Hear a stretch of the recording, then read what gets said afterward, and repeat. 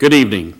The Board of Trustees of Cypress-Fairbanks Independent School District is now convened in a regular meeting on Thursday, March 7th, 2013, in the boardroom of the Cypress-Fairbanks Independent School District Instructional Support Center, 10,300 Jones Road, Houston, Texas, at 6 p.m. I want to welcome the members of our audience and our television viewers to this meeting of the Board of Trustees. As the Cypress-Fairbanks Board of Trustees, we are here to set goals, listen to reports from the superintendent, approve budgets, contracts, personnel appointments, and make policy for the district. It is not the role of the board to make day-to-day operational decisions. The management and day-to-day operations of the district are the responsibility of the superintendent. We have policies and procedures in place to resolve concerns and issues. This is a public meeting of the Board of Trustees, not a meeting of the public. Prior to this meeting, board members received information related to items on tonight's agenda. Agenda items will not necessarily be handled in the order listed on the notice. The meeting is open to all who wish to attend and hear the matters discussed. During the course of this meeting, the board may determine that a closed session is necessary. In that event, the board will meet in closed session to consider matters duly posted for this meeting as permitted by Section 551.071 to 551.084 inclusive of the Texas Government Code. These proceedings are airing live on CFTV Channel 16 and CFTV online on the district website. They will also be rebroadcast throughout the month on Channel 16 and available as video on demand on the website. For the tape to adequately reflect the proceedings, I respectfully ask that you please refrain from talking while others are speaking and that cell phones are turned off or in silent mode. Thank you for taking the time to join us this evening and for your interest in the Cypress-Fairbanks Independent School District. Tonight's invocation will be presented by Teresa Hull, Associate Superintendent for Governmental Relations, Communications, and Chief of Staff. Cypress Ridge High School JROTC cadets presenting the flag for the Pledge of Allegiance are Sulis Allen, Anna Good, Tessa McVeigh, and Vanessa Warren. Sponsor is Lieutenant Colonel Porfirio Munoz. Please stand for the invocation and remain standing for the Pledge of Allegiance to the flag.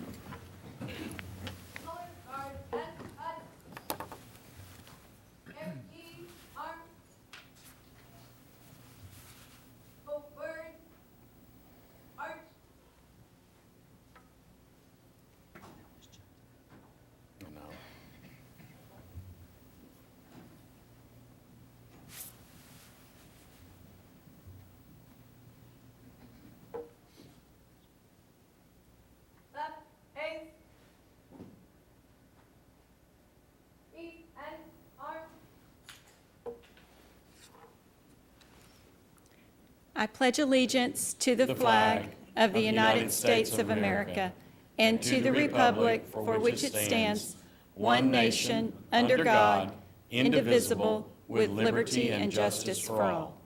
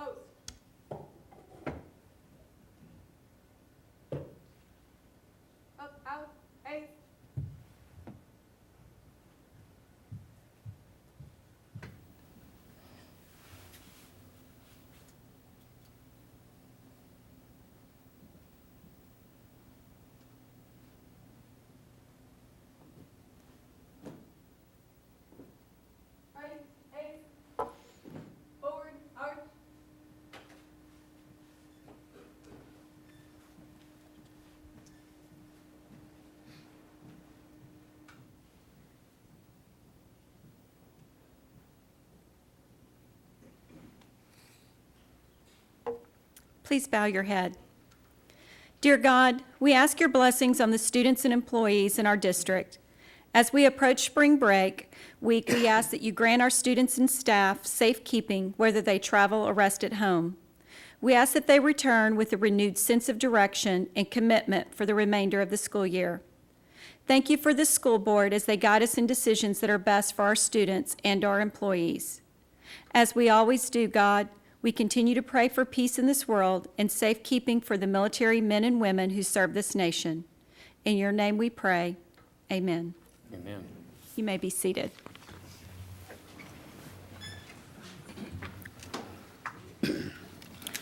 Board member Dr. John Ogletree will read the district's vision and mission statement for the benefit of the audience. Dr. Ogletree? Thank you. Our vision statement, the Cypress-Fairbanks Independent School District will be an exemplary educational community dedicated to the highest standards of quality at all levels and in all areas of endeavor. All students, parents, community members, district employees, respecting and valuing each other, will be committed to providing all students with an education which enables them to live successfully in an ever-changing society.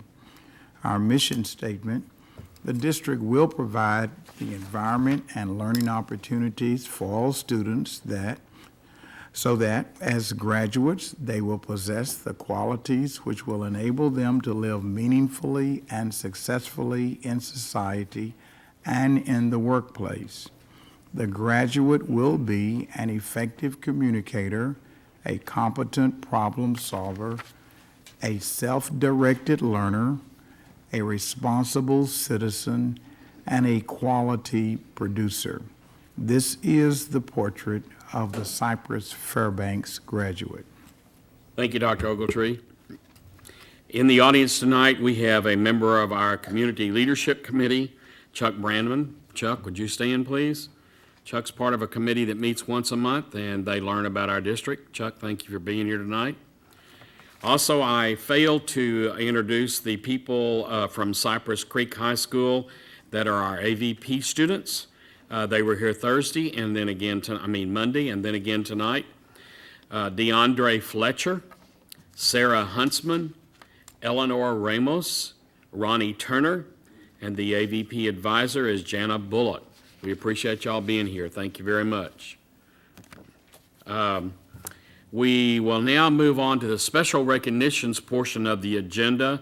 We're going to skip I believe, unless Chief Bragg, do we think that we have Harris County coming? So, Hickman is on the way. okay, so we're going to come back to him, okay?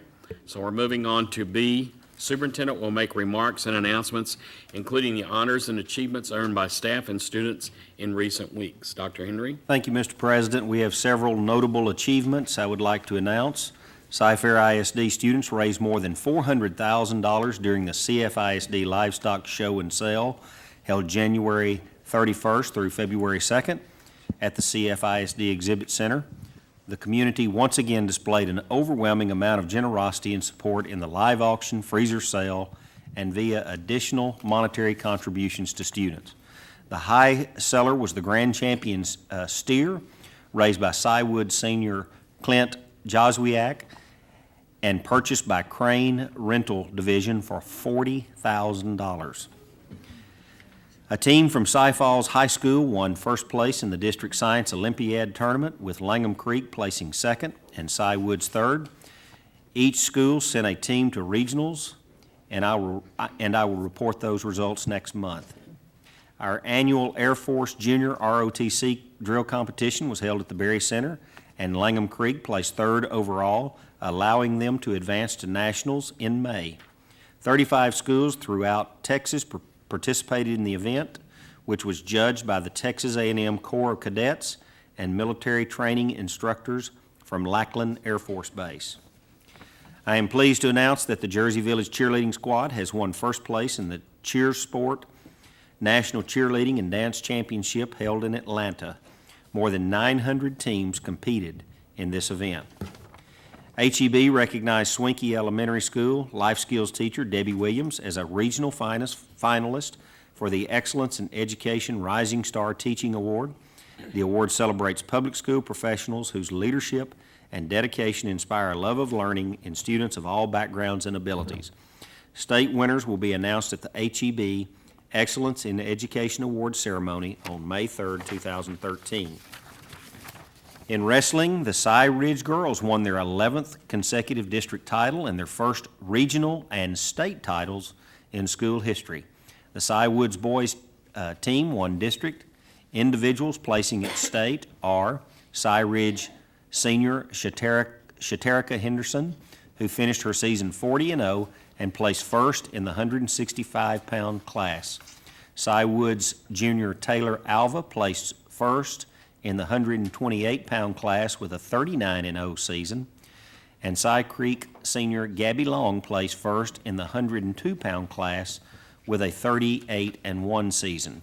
Cy Fair senior Zachary Reese placed second in the 132-pound class, and Cy Creek senior Isaac Johnson placed second in the 220-pound class. In swimming, the Cy Woods girls won district, then tied with Cy Ranch for third place at regionals.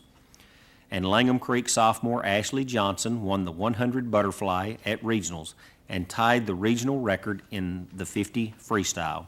The Cy Ranch boys won district and placed third at regionals. At state, Cy Woods sophomore Ashley Brim won gold in the 100-yard breaststroke, and the Cy Ranch boys 200-yard freestyle relay team won bronze. In basketball, results of our girls' teams are as follows. The Cy Woods Lady Wildcats were our district champions and finished their season as regional quarterfinalists. Cy Ranch and Cy Falls tied for second place in district and ended their seasons as area finalists. Cy Creek was fourth place in district and advanced to the regional quarterfinals. In boys basketball, Cy Falls was our district champion and advanced to area finalist. Cy Ridge tied Langham Creek for second place and advanced to area finals. Cy Lakes finished as fourth place in district. Congratulations to all of our talented students, teachers, and staff. I'm also proud to announce that we've recently selected one new principal, so I will now turn it over to Roy Garcia for introductions. Thank you, Dr. Henry. President Covey and Board of Trustees, we did recently select the principal to open elementary number 53, Sue Pope Elementary, and would like to introduce her to the CFISD community at this time. Please join me in congratulating Becky Cope. It's okay. You can clap.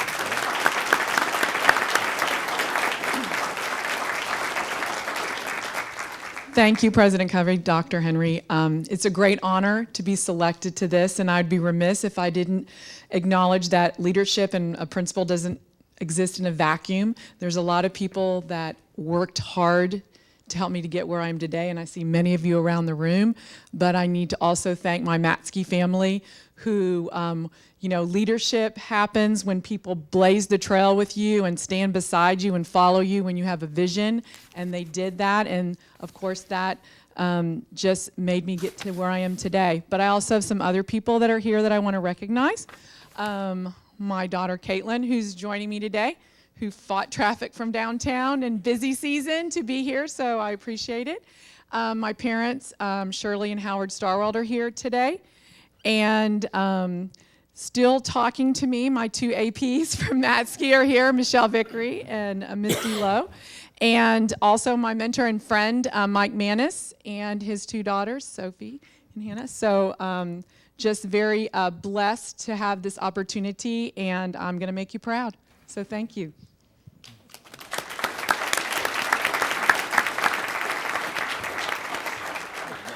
Let me share a little information with you about Becky. Becky has 18 years of experience in the education profession. In addition to her work in education, she served as a director of development for Northwest Assistance Ministries for 4 years. She began her career in education serving as a high school teacher with Northside ISD in San Antonio, and then joined the Cypress-Fairbanks family in 1998. During her tenure in Cy-Fair, she served as a teacher at Hancock and Matsky Elementary and at Hamilton Middle School. She also served as an instructional specialist at Emmett Elementary, an assistant principal at Joel and Warner, and then has been principal at Matsky since 2009. So congratulations, Becky, and we look forward to working with you, supporting you as you open up Sue Pope Elementary. Thank you, Roy. Becky, congratulations. And I'll also tell you that Marianne Smith said to say congratulations too. She's an old friend of mine, and she shared with me that I guess when she was interviewing you, that she asked you where you wanted to be in 5 years, and you sat in her chair. So I loved it. It was a great story. Any board member may make a comment during this portion of the agenda without prior posting being required. Comment items may not pertain to the character of any student, staff, or board member and may not be discussed or deliberated upon at this time. Do we have any board members who would like to make a comment? Looking this direction. Dr. Ogletree? Well, thank you, Mr. President. Good to be back here, and wanted to just share with you all the wonderful experience I had on March 1st, which was my birthday. I was invited to and spoke at a community event at Dean Middle School.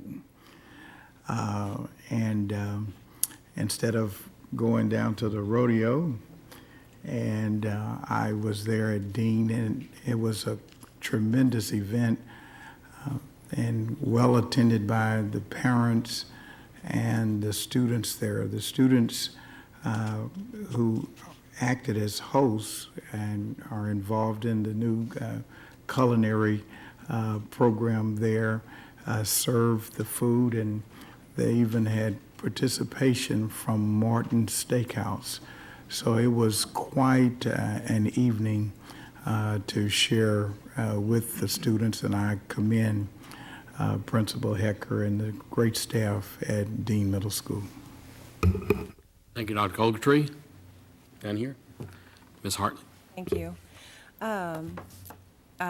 I was just thinking about today that as I visit the schools each week, and it's been so great lately to visit Watkins and Wilburn, and this week I was at Andre. I'm constantly reminded of how different our students' financial situations are in this district, but I'm also reminded of how this does not affect our expectations and our love for them. I want to thank all our administrators and our staff for being firm in the belief that every student at every school can achieve and prosper in life. This is just one of those things that makes me so proud to be a part of Cyfair ISD. Thank you, Ms. Hartley. Anyone else? Mr. Jackson?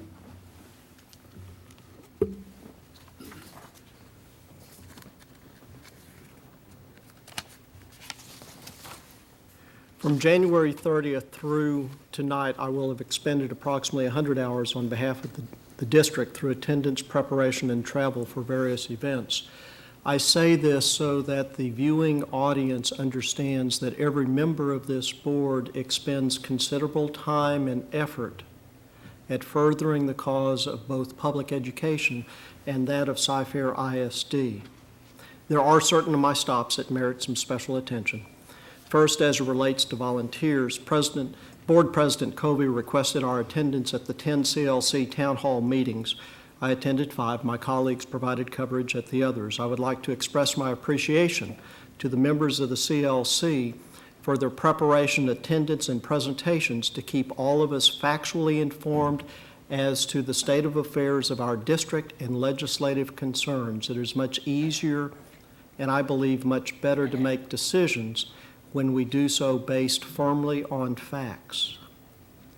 I attended the VIPS general meeting. We learned that spider webs, once broken, are not easily repaired, but it can be fun to laugh at spilled lemonade. For those of you all who attended VIPS, you know exactly that which I'm in reference to, but thank you to all of our VIPS. You do a tremendous amount at bridging the gap that our state legislators to date have opted not to bridge on our behalf. Christine and I attended the last SHAC meeting. We saw very dedicated individuals there who are doing their best to be fully informed and making the best choices and decisions for our school children. It is much appreciated at the task that you have undertaken, and I would like to say thank you in that regard. Bob Darcy and I attended the Gulf Coast Association of School Board Trustees meeting to hear an update on the lawsuit which was filed against the Sovereign. My takeaways from this meeting, aside from the obvious, were Figure 49 presented during the lawsuit. Public education revenue stated in 2004 dollars, adjusted for payment delays and enrollment. In 2013, it is almost $900 less today than it was in 2004. Representative and Chairman Jimmy Don Aycock reminds us that Texas is now 49th in the United States in spending on a per-child basis. Figure 59 from the lawsuit, equally significant. It provided a direct correlation toward spending on a per-WADA basis and achievement on the 2012 STAR test and reaching of commended levels in the area of math. I would think, Mr. Garcia, that this answers my question that I always ask, does money matter? Finally, something that we know to be true but was also presented as a matter of fact as part of the lawsuit. As the level of economic disadvantage grows within a district, overall achievement declines. Couple that with the fact that here in the state of Texas, spending on a per WADA basis declines as the level of economic disadvantage percentage in a school district increases. I attended the Reach Unlimited 30th anniversary celebration and visited with several of the families whose children or relatives are served by Reach. I will keep at my desk for my tenure here this piece of fused glass to remind me that Reach is dedicated to providing quality support services and creating a sustainable, secure environment for individuals of need. They are a good partner to this district, and I am proud to call them such. I attended the Tribune Educational Symposium at the Baker Institute on the Rice campus and listened to 6 panels of individuals who comprised a who's who of education in Texas. I have given my copies of notes as well as a handout on a study that was referenced by several panel members to the board members up here in case you are interested. There are certain overriding takeaways from this. Briefly, all agreed that testing should be reduced. All who spoke noted that NCLB needs to be updated and revised. There tended to be near unanimous decision that punitive measures against principals and teachers were not particularly motivating. Very quickly, I was invited once again this year to teach 6 classes in history at a middle school in HISD with a 30-minute lunch period. My takeaways and observations: 30 minutes for lunch on a school campus doesn't quite equate to 30 minutes of eating food. And after teaching 6 classes and sitting down to rest at the end, it made me wonder, what did we board members do to you teachers when we took away your planning period? I was exhausted. I also had the privilege of once again presenting and being permitted by the 3rd consecutive principal at Langham Creek High School to the New Arrivals Center. What was significant is visiting with one lad who was from Vietnam, who was surprised that here in Texas we had a general by the name of Galvez who was instrumental in the winning of the American Revolution and for whom we named a port city. I also shared with a young man from Colombia the fact that we had a shared heritage and the last name of Hernandez. But I, like Christine, came away from that, as I do every time, that I am proud to be part of a board that fully supports education of all children. And that concludes, it never really concludes my talks, but I see the hook coming out, so I'll stop. Page 2. Don, do you have anything?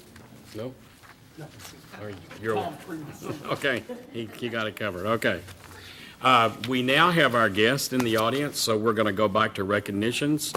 And the board will recognize and acknowledge the Harris County Precinct 4 Constable Office for 22 years of law enforcement services to the Cypress-Fairbanks Independent School District.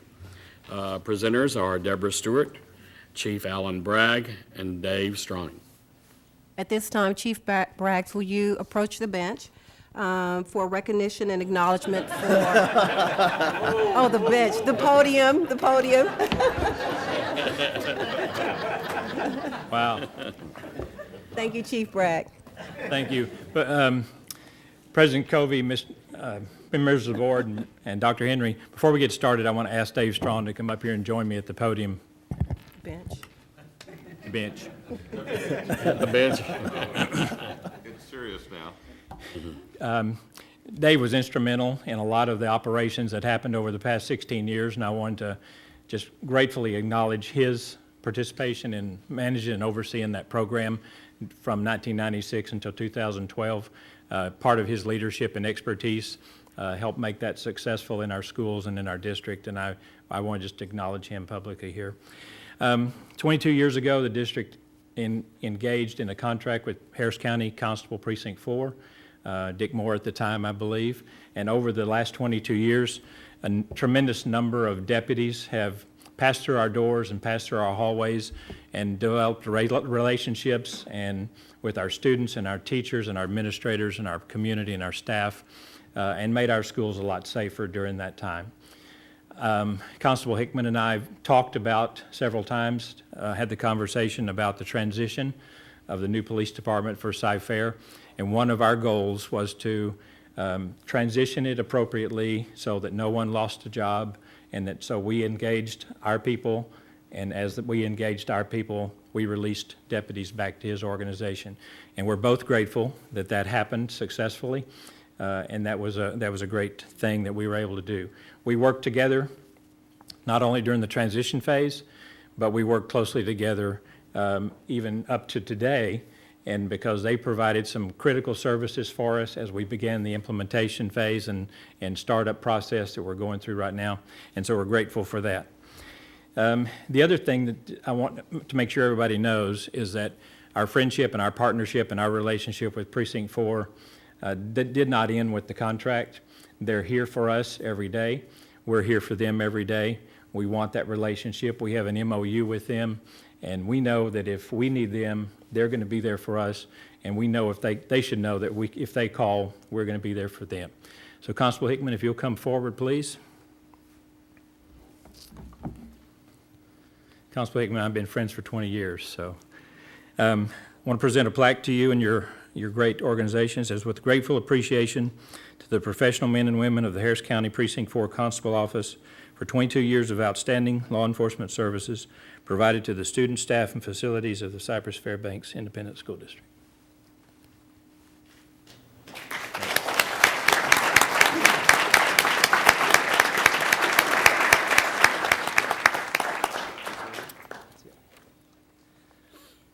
I would like to say thanks to Chief Bragg and the Cy-Fair District. We've had a very long and fruitful relationship, and we look forward to continuing to work with Chief Bragg.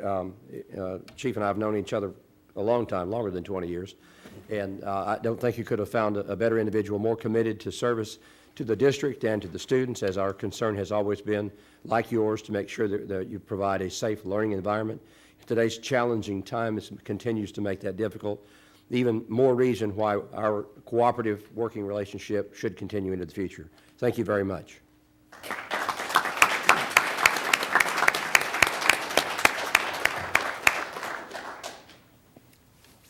We only have one person set up for citizen participation, so we'll go through that and then we'll have a break. Patrons who are duly registered per policy BED local may address the board regarding matters of concern or interest to the district other than the character of any student, staff, or board member. I would like to remind the audience and viewers that the comments of the speakers reflect their own positions and opinions. The board may not discuss or act upon a matter that is not listed under the action item portion of the agenda. Therefore, board members may not discuss the comments of the speakers. Please understand that a lack of a response from the board members does not indicate agreement or approval of the comments. Each speaker will be given 3 minutes to address the board. If you've not done this before, you will come up to the podium to my right. Mr. Tom Jackson, Secretary of the Board, will be the designated timekeeper. When you start, the green light will come on. When you have 30 seconds left, the yellow light will come on. And when your time is up, the red light will come on, and we ask you to summarize and complete your thought. So, our only person speaking tonight is John Brogan. John? I'm glad that you're keeping time. Because you didn't get the hook, I hope you won't give me the hook either. Good evening, Dr. Henry and members of the board. My name is John Brogan, and a quick introduction. I have two sons that have attended Cy-Fair schools their entire school career. Yeager, Blyle, Cy Creek. My oldest son is studying engineering at UT now, and my youngest son, Alex, is over there in the audience tonight. So we're here tonight because of a concern that we have about a new district policy. So I want to tell you a little bit about it and tell you what my concerns are. Dr. Henry, you spent a couple of minutes here talking about the great accomplishments of the students tonight. That boy who raised a cow and sold it for $40,000, pretty good. That was a long-term investment of time that he made and a good payoff. The kids that made it to state in Austin, and they were able to put their toe into the water there, that great swimming pool that's on campus at UT, and compete against the best swimmers in the state. Well, the new district policy doesn't allow the best orchestra students in the district to compete against their peers across the state at the Texas Solo and Ensemble Concert. That takes place at UT. It's an annual event. The new district policy that is put in place by the Fine Arts Director, Mr. Larry Maytek, I believe his name is. I've got that here. But anyways, the new policy doesn't allow the best students who have earned at the local level the grade that qualifies them to compete at state to continue on and go to state. So I've spoken with him a couple of times and traded emails back and forth, and there's not a budgetary concern. All of these students do things on their own. Their families take them to Austin. The fees are paid by the students. The district director, the orchestra directors don't go to Austin, so there's really no resources expended by the district at all. There's a concern about perhaps liability, but I can't imagine that the district's legal team would think that if I were to drive off into a ditch, that the district would be on the hook for that if I was going to Austin with my son. I don't think there's really a legal liability, but one of the concerns that was given to me was that the orchestra directors are responsible for the students when they go to Austin. I don't know that that would be really a concern from a legal standpoint. I just ask that you consider, there's not much time left, so I just ask that you consider and take a look at this new policy. I don't think it's fair for many students who are able to go to state and compete, but for these orchestra students not to be able to make it to the highest level and compete against their peers. They're also being shut out of an opportunity for 5 scholarships. If you score a high score at that solo ensemble state meet, you're eligible for scholarships, and they're now not eligible for scholarships. All right, appreciate it, thank you. Thank you, sir. We will now take a 5-minute break. Following reports. 4A, the administration will provide an oral report on Human Resources and Student Services Department. Presenters are Deborah Stewart and Iffy, oh Lord, Iffy, thank you. Iffy Smith will be presenting tonight.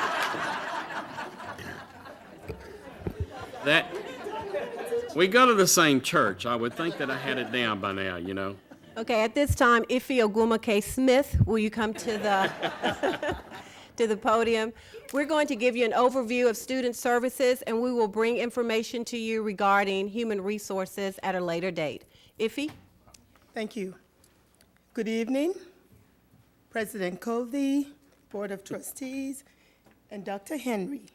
Thank you for the opportunity to provide you with an overview of the services and programs supported by the Student Services Department. You should have received a copy of a brochure to use as a reference during this presentation. On page 3 of the brochure are listed the 2 district goals the Department of Student Services is responsible for overseeing. Goal 1, priority for attendance and completion.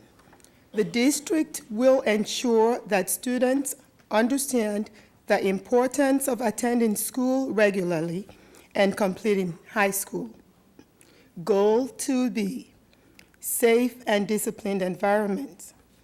The district schools will maintain a safe and disciplined environment conducive to student learning and employee effectiveness. To support those goals, if you look at the bottom of the same page 3, we do have a mission that helps keep us focused on those 2 goals, and that mission is to provide high-quality support services and guidance that contributes to the overall success of our students, teachers, and administrators. Our support empowers teachers and administrators to make informed decisions that help to facilitate safe schools, attendance, quality learning environments, appropriate student behavior, teacher effectiveness, and overall academic student achievement. The department's major responsibilities fall under 3 areas. The first being the campus support services, and information on that will be presented by Ms. Gloria Cooper, Director for Student Services Elementary. The second is campus safety, and that would be presented by Mr. Ralph Gonzales, Director of Campus Safety, and student admissions and attendance, presented by Mr. Dave Schrant, Director of Admissions. At this point, I'll turn it over to Ms. Cooper to present the campus support programs. Thank you, Ms. Smith. You know, I have to say this because truly, I only see you guys at graduation, basically. I'm kind of in and out. So I've been able, the 29 years I've been here in Cypher, I've been able to fly pretty stealth. But I guess that ends tonight. So I'm very happy to be able to talk about student services because there is so much to us. And we truly are a very special place. And there's other districts, when I go to conferences and things, workshops and talk with other people, they truly want what we have and what we offer in student services. And I get calls all the time. How did y'all set this up? How far does this go back? What does it take? And I try to talk them through this, but it's very difficult because we've truly been in the making of this for almost 22 years. So what makes us so unique in student services is that we do offer, it's almost like we have 2 faces. We have the preventive side, and then we have the other side when the preventive is not working. And one of the components that makes us so unique is our classroom management consulting teachers that we have. We have 5 of those, and those hardworking people support all of our campuses. They're divided, they have certain campuses that are theirs, and they work through a request for a support system that's online, and the administrators can request their services, anything from working with students that need some extra help or support with behavior, struggling teachers, our new teacher babies, you name it, we do it. We're the district crisis team as well. So when we have something that happens at a campus, we're on call and we're there to help support in any way that we can. The staff development that we offer over 25 staff developments to our campuses, and they can request that through our system. Of course, we have campuses that ask us for certain things that we can tailor to just their campus, and then we add that to our staff development repertoire. So we truly work closely with our campuses to give them what they need. And that is very unique because I don't know any other districts that have what we have and what we offer. They also support our positive behavior intervention support campuses, which are our PBIS campuses. We currently have 67 of those campuses implementing the process. 22 of those campuses have moved to level 2, and we anticipate moving more campuses this summer to level 2. So we're very proud of our PBIS campuses and what they're doing. We also have our Ripple Effects program, which is an online, it's like online courses that the students can take, not courses, but lessons that students can access that they go from anything from character building up to substance abuse. And the classrooms that are utilizing our Ripple Effects program are DMC programs, our ALCs, and our SOS campus is wanting to bring that program also. So we're really working with the Ripple Effects program to make sure that our campuses can utilize that. Also, our classroom management teachers, in conjunction with a team of teachers from the district, we work to make our project safety lessons, which our project safety lessons are our bully, anti-bully, anti-drug lessons that are taught once a month, K through 12, and they're an integral part of developing those lessons that are utilized with our students. Also, our school tip line, that comes through our office, and we know that's our anonymous reporting system that they can use by email or text. Last year, we had a total of 316 tips that were funneled through the school tip line. This far to date, as of today, we have 305. So we're on track to surpass that. The tip line is just adding to what our campuses are doing, and they're doing such a wonderful job at creating that culture or that atmosphere where students feel safe coming and reporting. The other side of student services, of course, when the preventive side's not working, is the side that David Garcia, who's the Director of Student Services Secondary, my counterpart, we work with the Code of Conduct, which is the rules and the guidelines of discipline that our students must follow, and it's board approved every year. So David and I work very closely with the campuses to ensure that they're following Code of Conduct, that Chapter 37 is being followed, that our processes and the practices that we have are being adhered to. So we're kind of like the district AP office. We guide and support our administrators in doing what is needed to do for our students. Something that we're very proud of, on top of having to support the Code of Conduct and everything that comes with that, David and I do a lot of leadership training.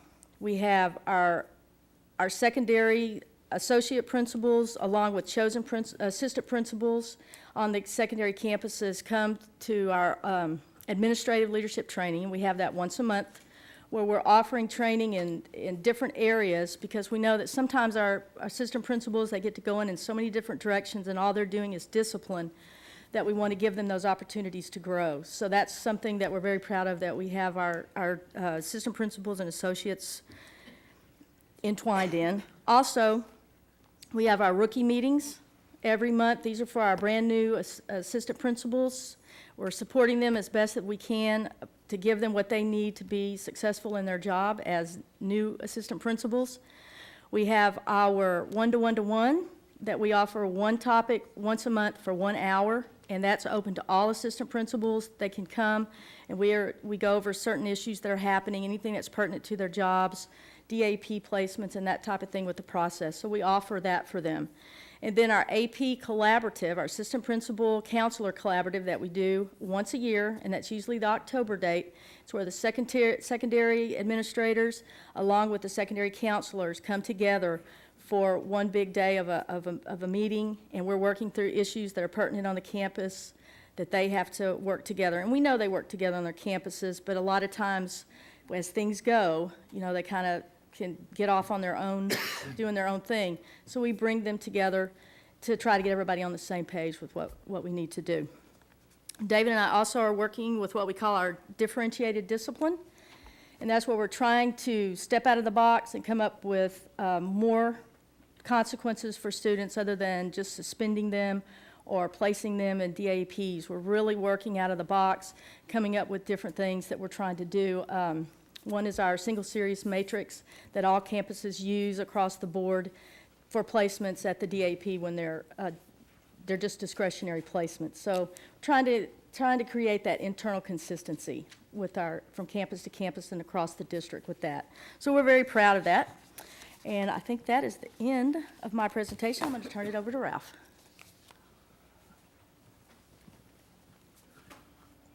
Thank you, Gloria. President Covey, Board of Trustees, Dr. Henry, turning to page 16 in your brochure, you'll see that in 2005, Senate Bill 11 made some changes to the Texas Education Code in Chapter 37108 and 37109. These changes mandated that all school districts develop emergency operation plans, what we call EOPs in the district, and drills by using or adopting an all hazards approach that address mitigation, preparedness, response, and recovery. All of our instructional and non-instructional facilities in the districts have received a copy of the Cypress-Fairbanks ISD Emergency Operations Plan to be used as a starting point in developing their emergency plans for their site.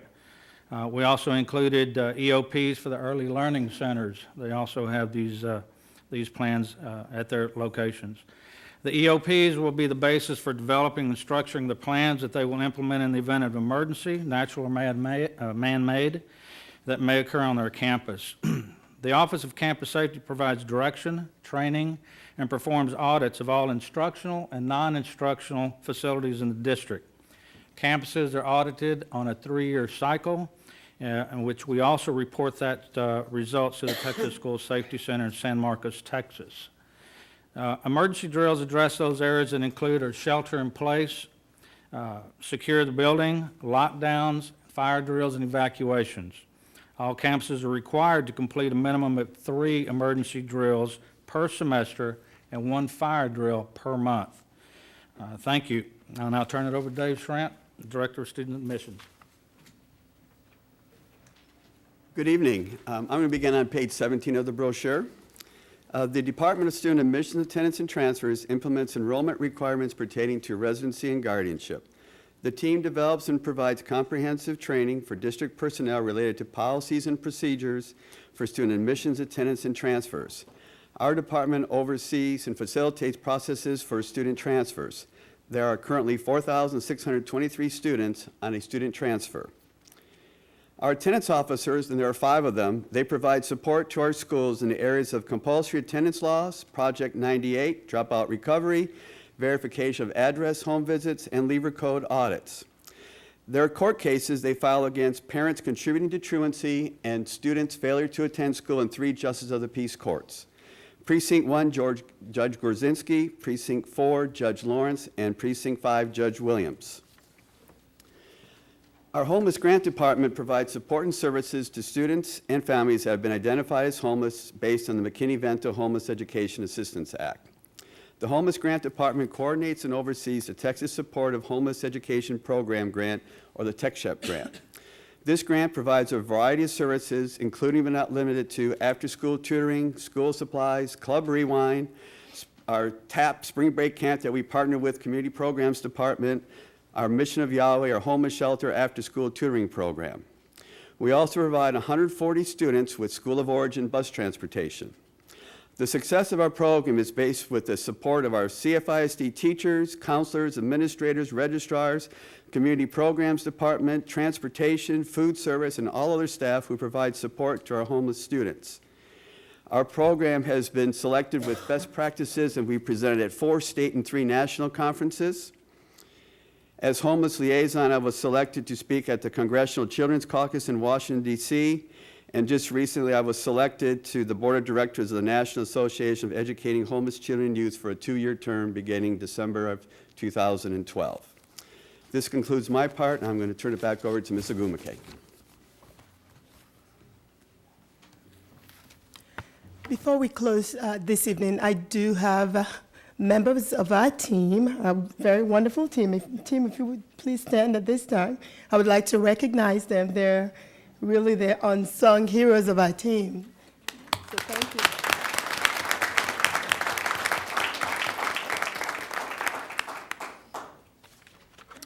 We thank you so much for your time and the opportunity to present. We have some time for questions. If you have any questions for us at this time. Does anyone have any questions?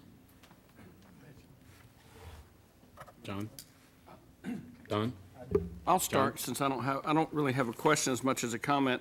I'm so glad y'all presented, and so the community can see how invaluable y'all are to our district, and really how invaluable you are with such a small staff.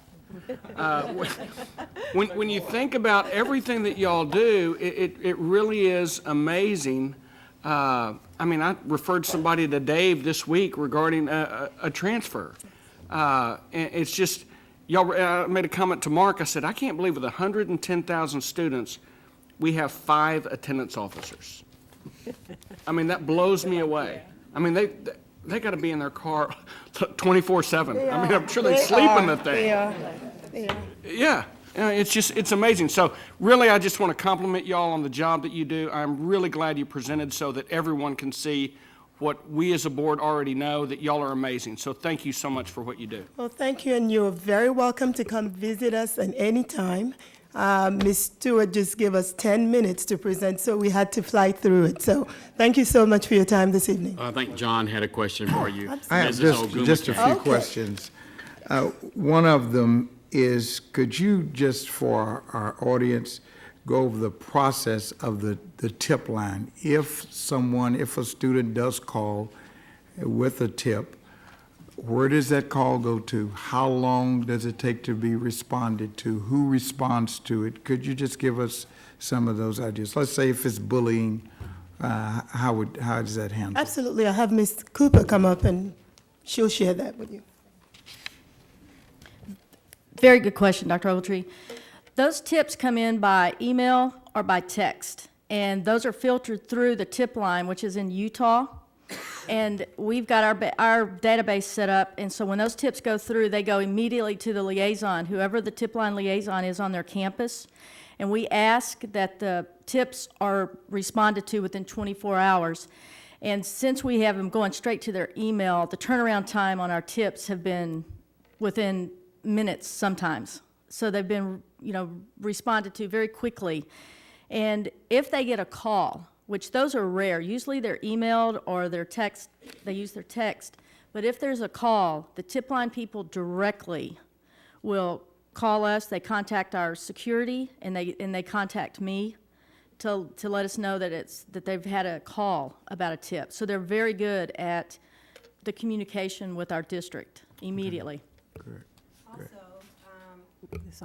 On the weekends and in the evenings, we get support from the Cypher Police Department. They are monitoring those calls, forwarding those to appropriate principals, or addressing them at that time. And in the Office of Student Services, we're also monitoring the tips to make sure that the campuses are responding. So we're able to look and make sure that there is a response. If not, we're contacting the campus. Okay. And especially if we get a tip on a student that is threatening to hurt themselves or do something, though, all of them are immediate, but those are, automatic calls to the campus. Okay, good. One other question, this is in a different area.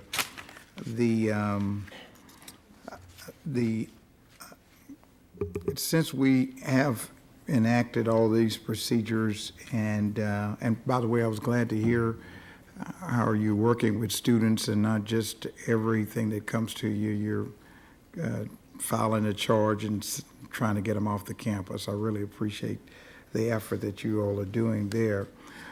Would you say that our disciplinary incidences that involve law enforcement, are they staying steady, or have they gone up or down?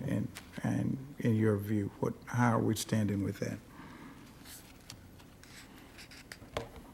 That is a very good question. At this point, I don't want to speculate, but based on the data we have right now, I believe that our discipline involving law enforcement there's a slight decrease, but I don't want to, give you specific data. I'll be very happy to share that with you.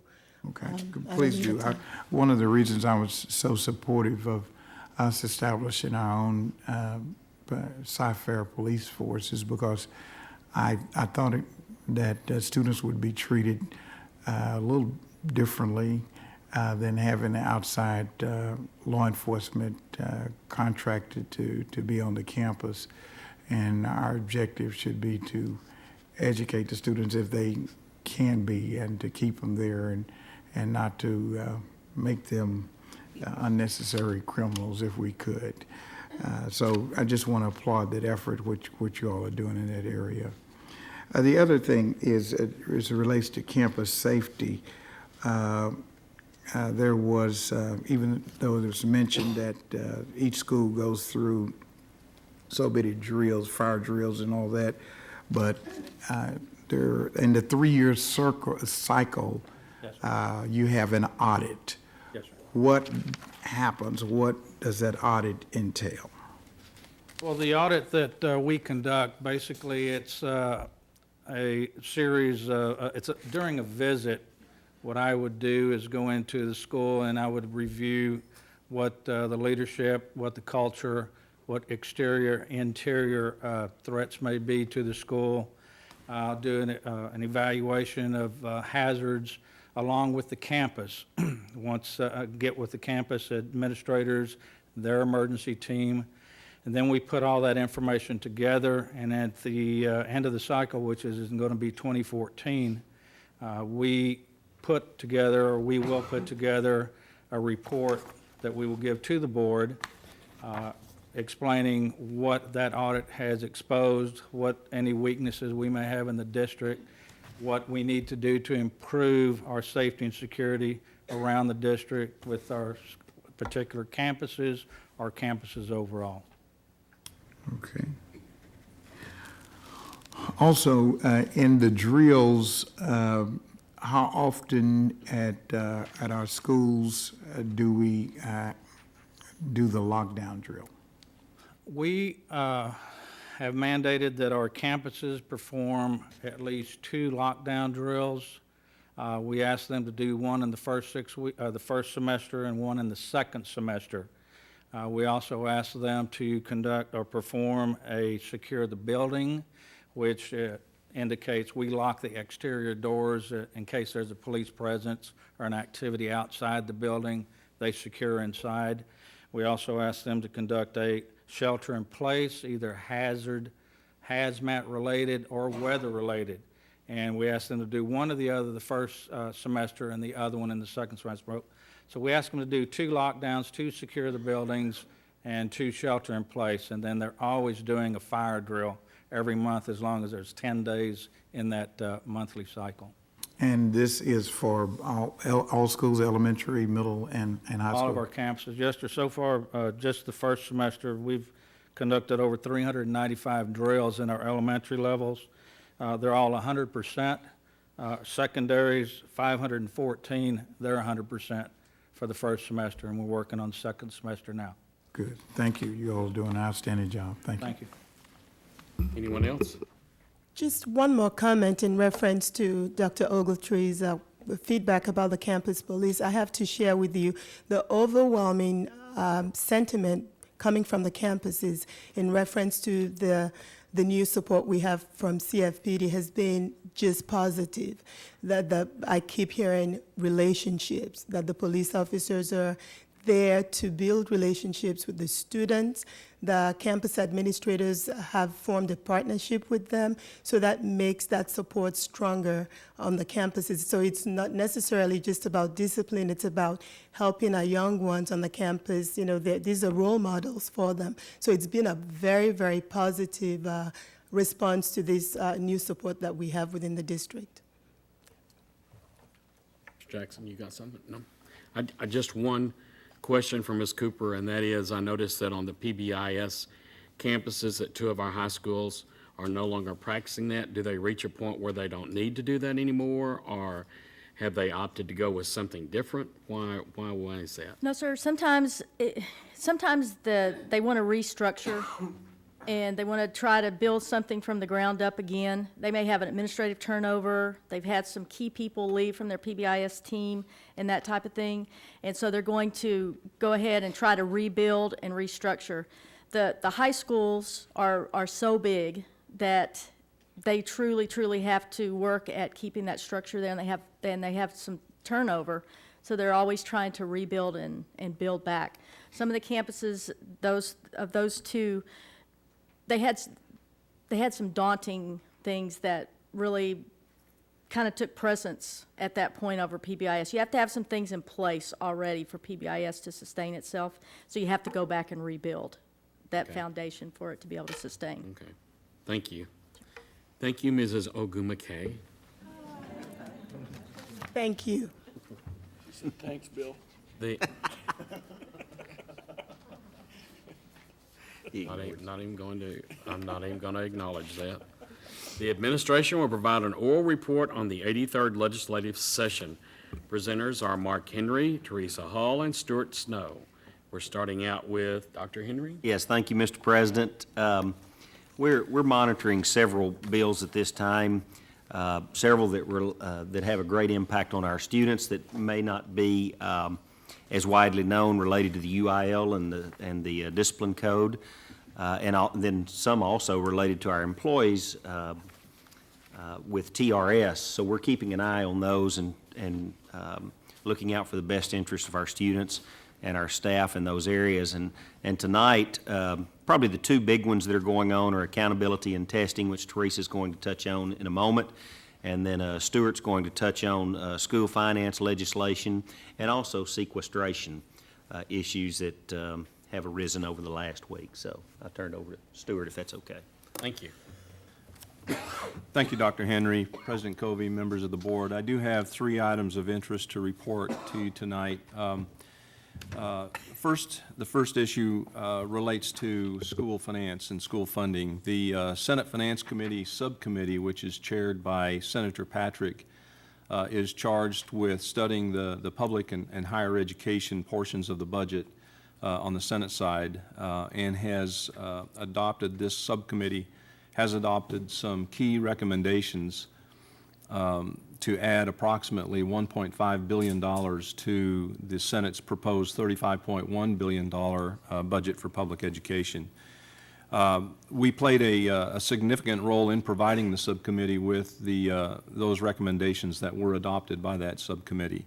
And among the items that were adopted that were added to the base budget includes $1,375 million restored to public education formula funding, $40 million restored to fund pre-K, $20 million to increase the funding for a virtual schools network.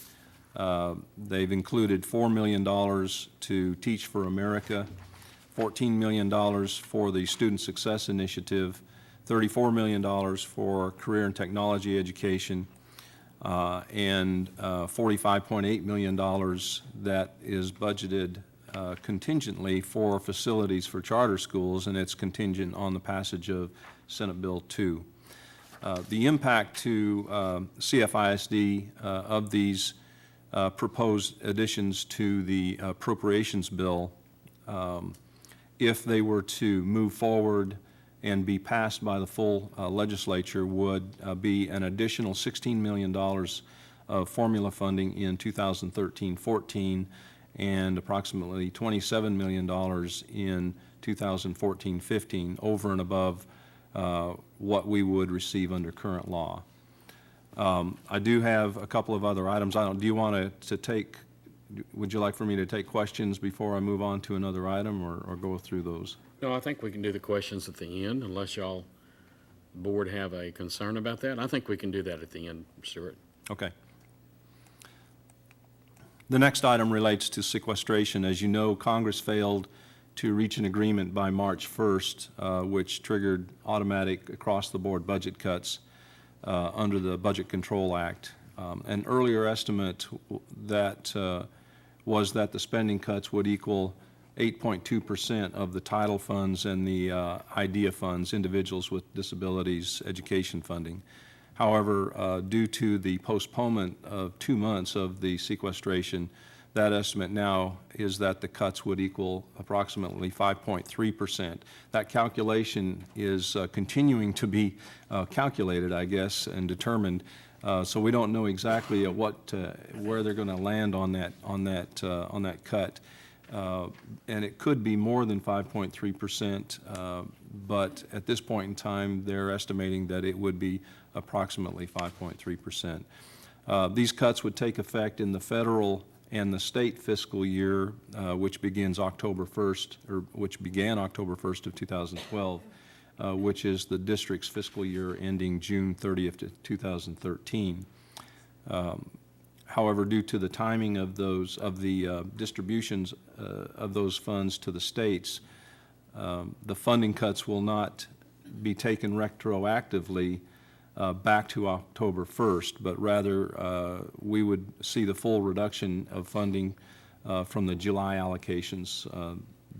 We receive our notice of our allocation on July 1st. And so what that means is that our 2012-2013 entitlements will not be reduced during the mid-year, but rather the full reduction will be taken in the 2013-2014 fiscal year of the entitlement amounts.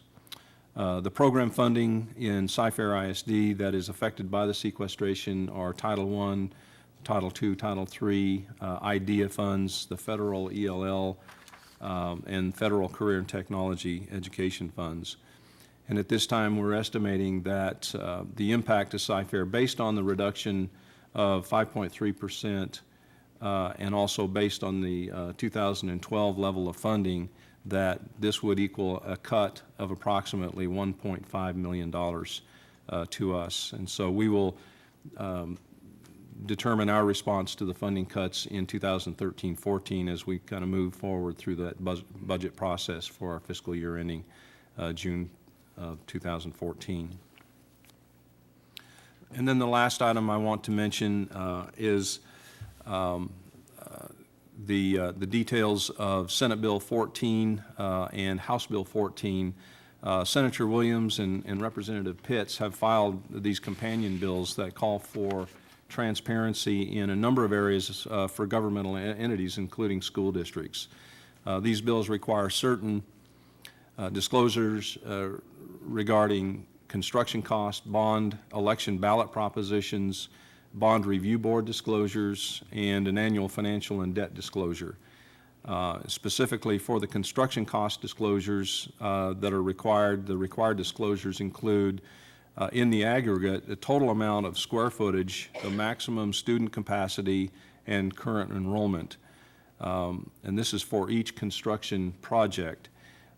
It also includes, the disclosures also include the square footage for each separate instructional facility, and at the beginning of the new construction project, the square footage of the facility, the square footage per student, the cost per square foot, the cost per student, and the average cost of constructing a comparable facility in the region according to posted regional construction costs as determined by the Commissioner of Education.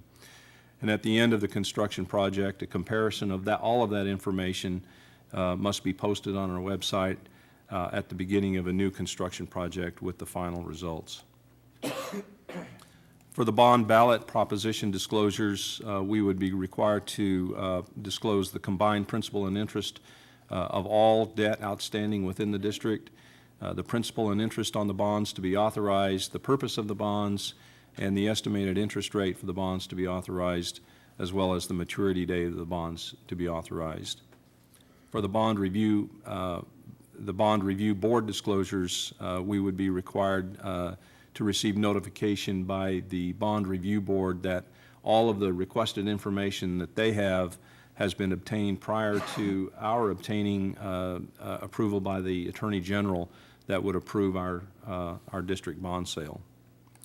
And then finally, for the required annual financial and debt report disclosures, we would be required to prepare an annual financial and debt report, which is slightly different than our comprehensive annual financial report. And that report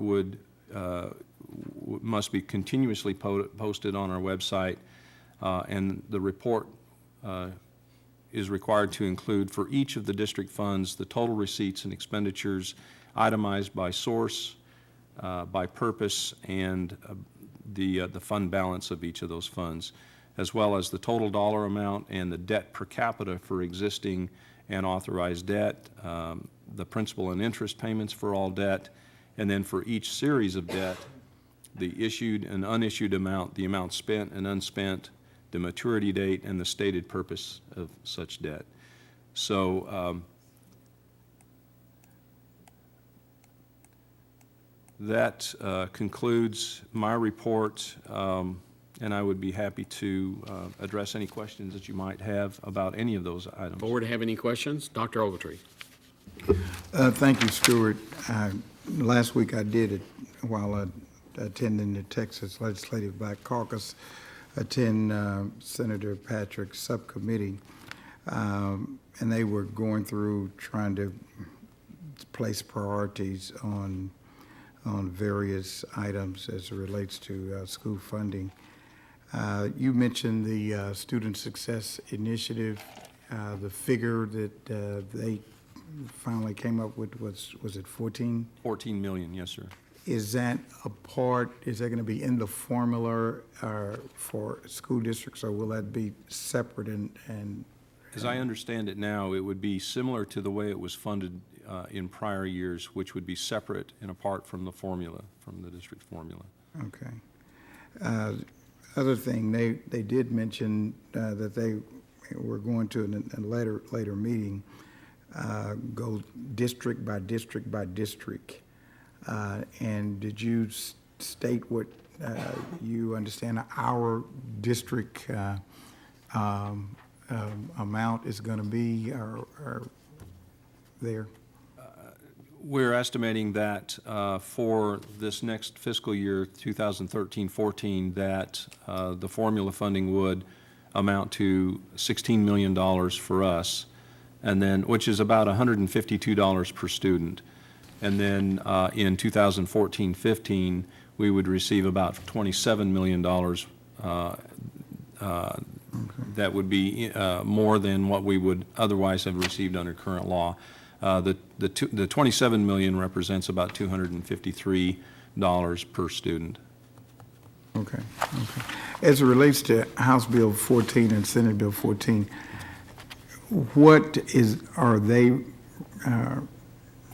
requiring that we don't already do?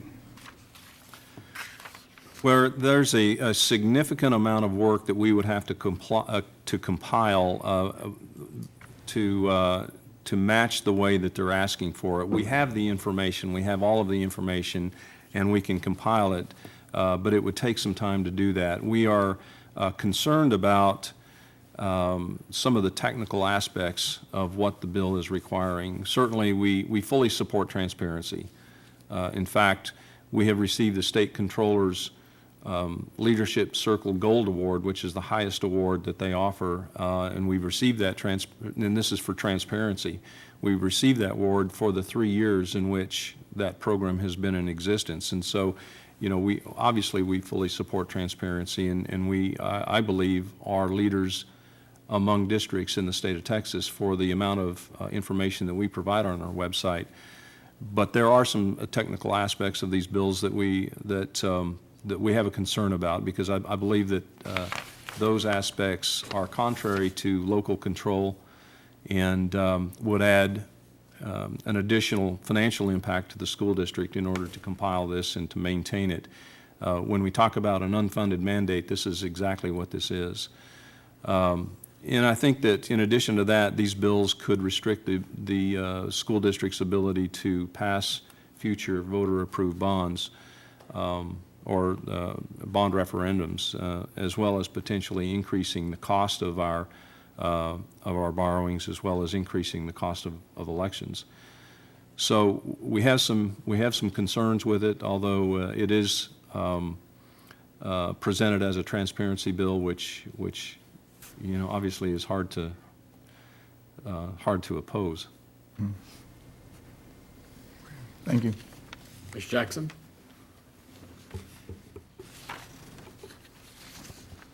Stewart.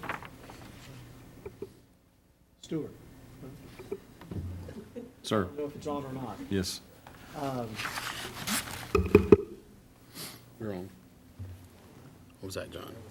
Yeah, that was a couple of questions. First, now it's on.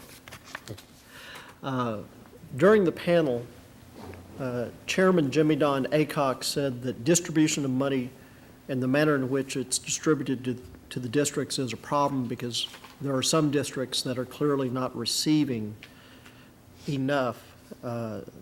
Chairman Patrick, during the same session, noted that Cy-Fair needs more money and is underfunded.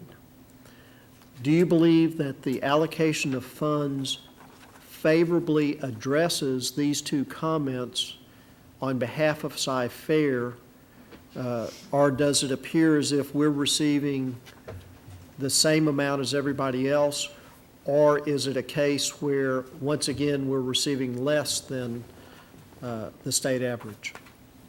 I think that the recommendations that we've made to Senator Patrick benefits Cy-Fair ISD, as well as other districts that are underfunded.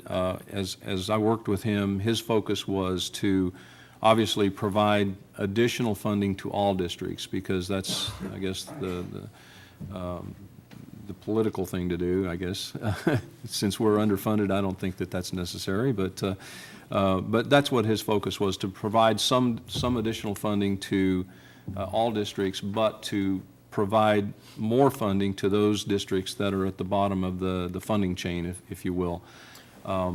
And then to reduce some of the funding that is going to those higher funded districts that are on hold harmless or target revenue. And so the recommendations that I had made to him was a combination of all three of those. One was to, if you recall back in the 2011 session with the major cuts, the $5.3 billion cut to public education, $4 billion of that came out of the Foundation School Program under the formulas. And one of the ways that they did that was to reduce the funding for the regular student, the regular program, by 2%. So they developed what's called a regular program funding allotment that reduced from 100% to 98%.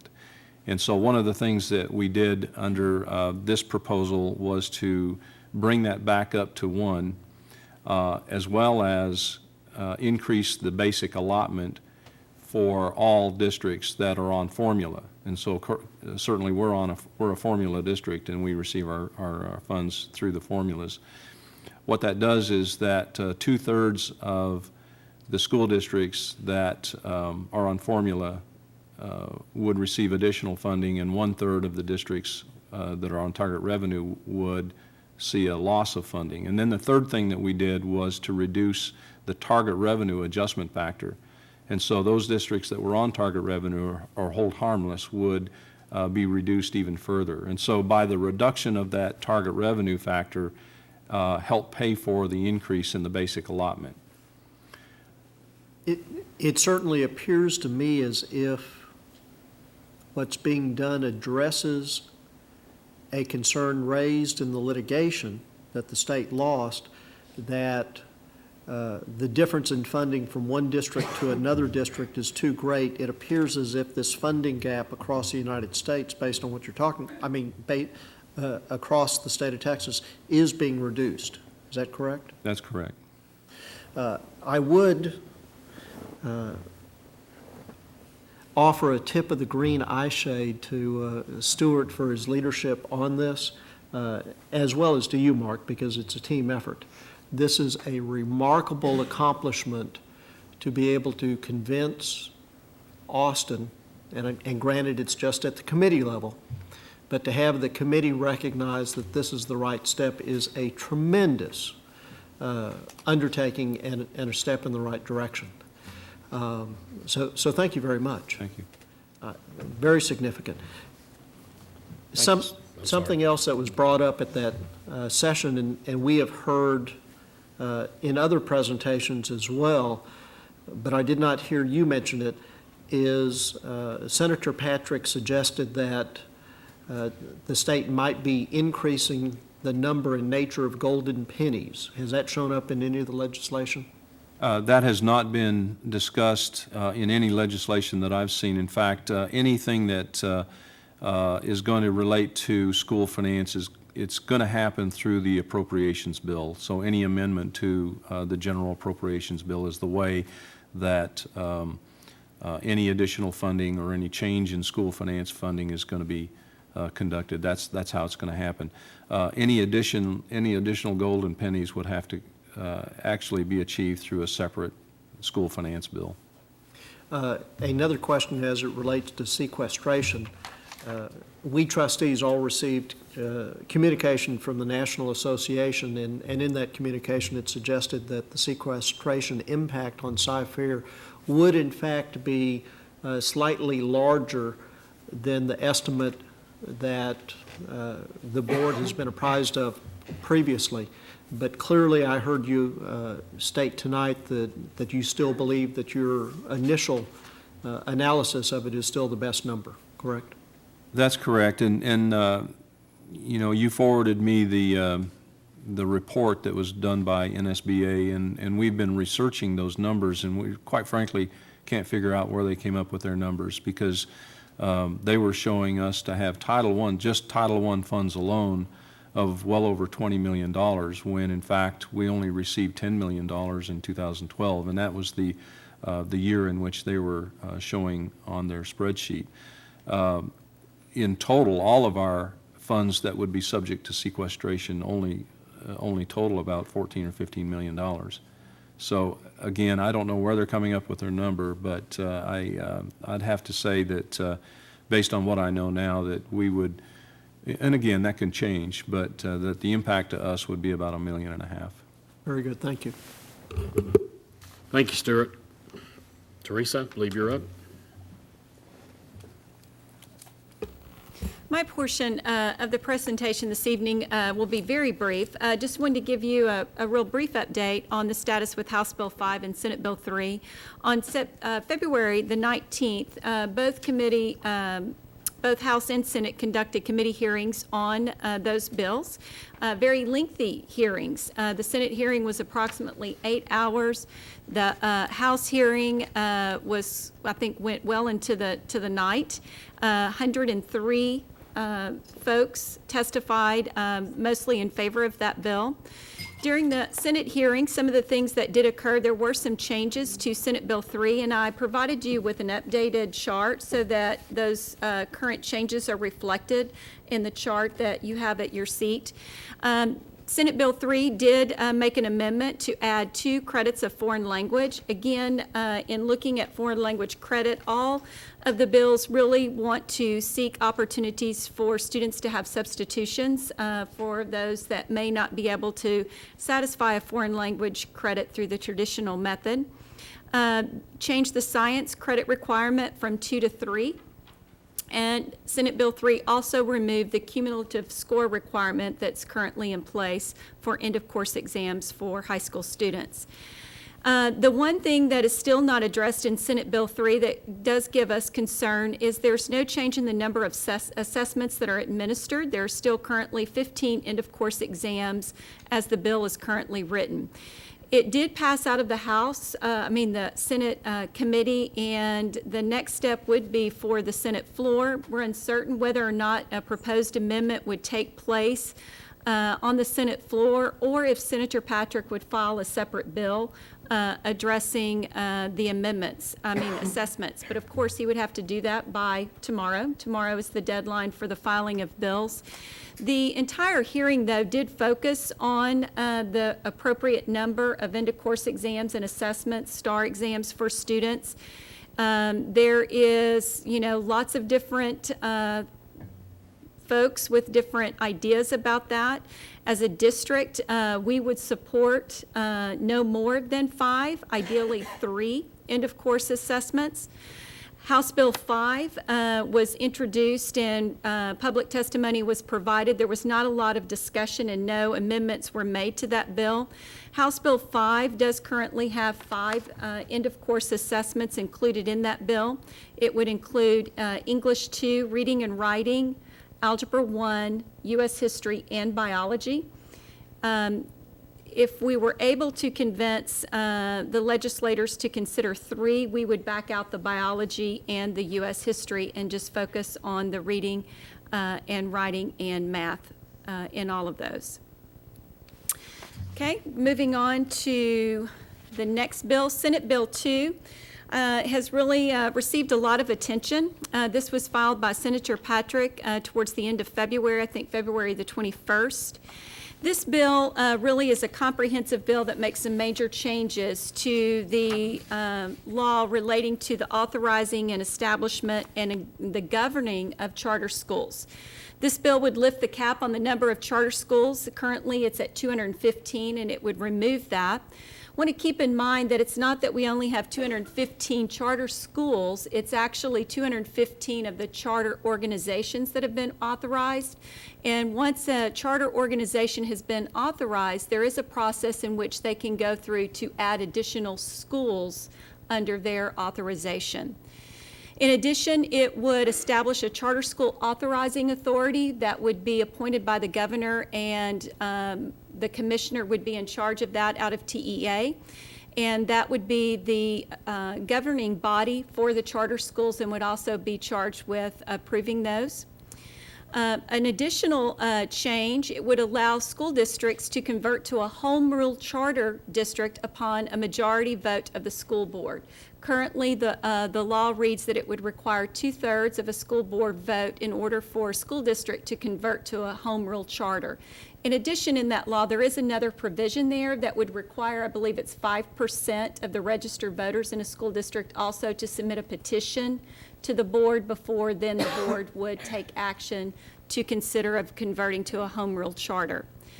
Another provision or change that's given lots of districts across the state some concern, it would allow the commissioner to identify in each district any facility or a portion of a facility that is underused or unused or underutilized, and that would be determined by the commissioner. I'm really uncertain exactly what they would use to make that determination. There's concern with school districts about, especially the unused portion or underutilized portion of a building. Say it is an elementary campus that you have an underutilized portion, would they allow a high school charter program to come in and be able to use that portion of a facility? I know some other concerns that have been expressed by school districts. At one point, they may have a facility that's underutilized or unused, but maybe not in the future. Maybe there are future plans for that facility, and how would that be viewed in making that determination? It would require districts, upon offer by a charter holder, to lease or sell the facility or a portion of that facility to the charter holder at what has now been changed to fair market value. Originally, the bill read for $1, but that has been changed after, as you can imagine, a great deal of criticism, and it does now read at fair market value.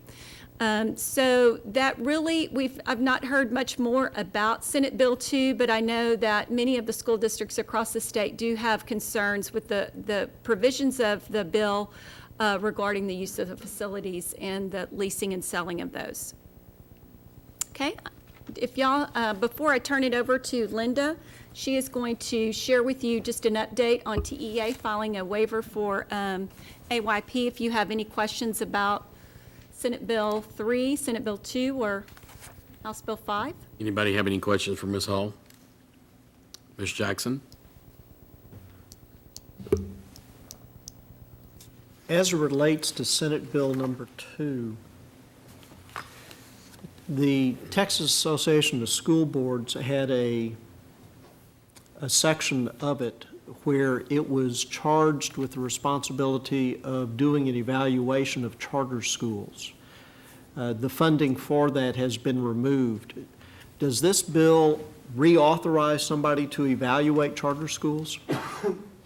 That authority would be granted, it's removed from the State Board of Education, as I understand it, and would go to the commissioner. It would go to TEA. Is this creating another level of bureaucracy? Absolutely. It definitely would be, and concerns about TEA's ability, as you know, they had significant reductions in staff and their ability to really monitor and stay on top of that. I know that when I went to the session, that a former commissioner by the name of Robert Scott, and I may not have this quote entirely correct, but I think I'm pretty close. He said, "Guns and badges may need to be issued to the TEA if the charter school cap is eliminated." I guess what Senate Bill 2 does is means that with the TEA not being responsible anymore, former Commissioner Scott's concerned that they'd have to issue guns and badges to TEA members doesn't have to be issued anymore, since they don't have the responsibility of oversight. That the responsibility for oversight is being transferred to another entity, correct? As I understand it, Mr. Jackson, it would go to that charter school authorizing authority, that governing body which is appointed by the commissioner, Many of the or changes the governor, excuse me. of Senate Bill 2, based on these different seminars that I've gone to, where representatives from the state of Louisiana have come and spoken, it appears that we're taking ideas from the state of Louisiana. Has research shown that the state of Louisiana has a better educational system or better educational outcomes than we do here? Not any research that I have seen, no, but a lot of this is being modeled after that. You're exactly correct. A lot of different reports that have been shared show that it's very similar. So why are we taking ideas from a system that is not as good as ours and we're trying to change to an inferior system? I think we need to ask Careful, Senator Teresa. Patrick that. Well, perhaps I meant that as a rhetorical question. But I am fascinated by that. I understand that you want to grab good ideas, but if their system does not produce better outcomes than ours, why do we want to adopt their system? All of the research that I have looked at recently based on last year's results in the state of Texas, for less money per student, we outperform everybody for the same types of students. So, and to Senator Patrick's and other people's credit, they do give us credit for that we are functioning efficiently and effectively. But you are right. Our teachers and principals and staff are doing a great job here in Cy-Fair. Well, let me follow up with a question on that. The Children at Risk seminar, it seemed to indicate with the gentleman who's in charge of the New Orleans charter school area that they receive $3,000 more per child than we do. So does Senate Bill 2 give us $3,000 more? If we're taking these ideas from Louisiana, is that one of the ideas that we get $3,000 more? Maybe we should propose that as an amendment to the bill. Not that we're aware of. Teresa, did I hear you correctly that in Senate Bill 3, there is not a reduction of the 15 end-of-course exams? That's correct. As it's currently drafted, there's no change. Still 15 end-of-course exams in that bill. In Session 5, and I keep going back to the symposium, Session 5, you had Mike Moses, Jim Nelson, Shirley Needley, Richardson, and Robert Scott, the last 4 commissioners for the state of Texas. All of them said, less testing. Every panel member on the 6 panels said, less testing. I am deeply disturbed and concerned that we are not accepting the direction of proven experts and authorities in the field of education in some of the legislation. And I think, Mr. Jackson, that's the direction we're moving. It might not say it in Senate Bill 3, but House Bill 5. I think it's five tests, isn't that correct, Teresa? 5 tests there, and I think Senate Bill 3 will move that direction. I've even heard our governor now say that he sees a need for reduction in testing in schools. So hopefully we're moving that direction. Well, Deputy Commissioner Robert Doran said that his boss wanted a reduction in testing.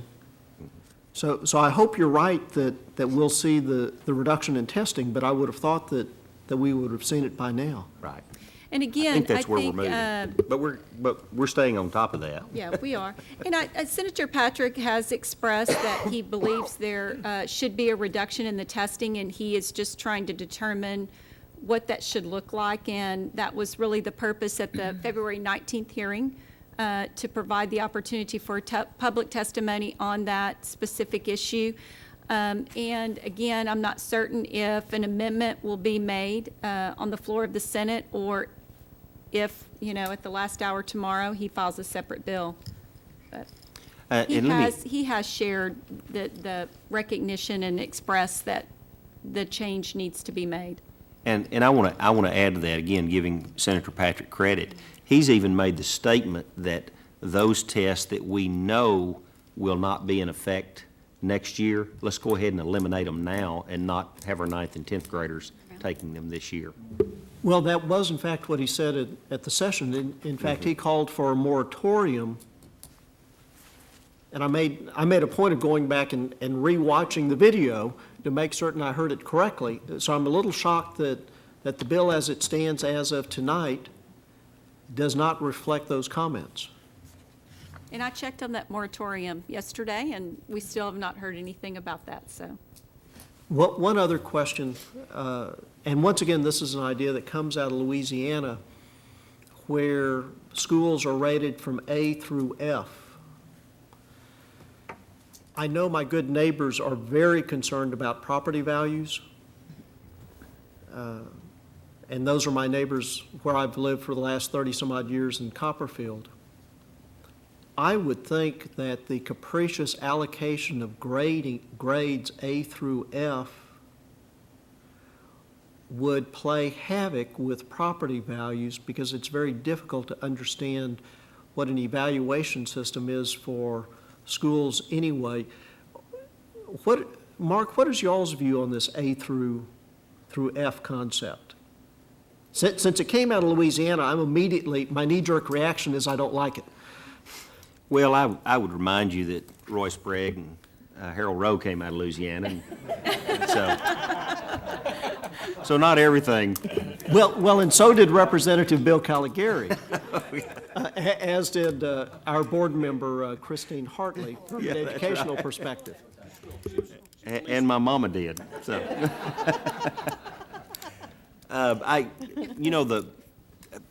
the answer I have, and maybe Teresa wants to add it, is I'm not sure yet, because I haven't seen. The one direction that I do like is that they're talking about having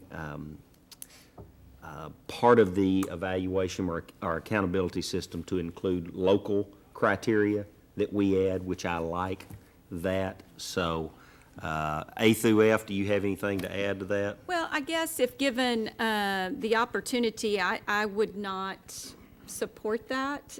If they could think of a different way to publicize a campus or a district's accountability rating, I think it should be something that gives a more comprehensive look versus that just seems kind of single, A, B, C, D, F. But again, as Dr. Henry pointed out, just the details behind it, I really don't know how that would play out, because that would be up to TEA and the commissioner to kind of work out those details. But it does seem that it's really working against some of the changes in the current accountability system that they're making, the current changes that they're working on. Would you agree? I agree. What are the ratings in the current system? What would the ratings be? It's a very simple rating. It's just a met standard or did not.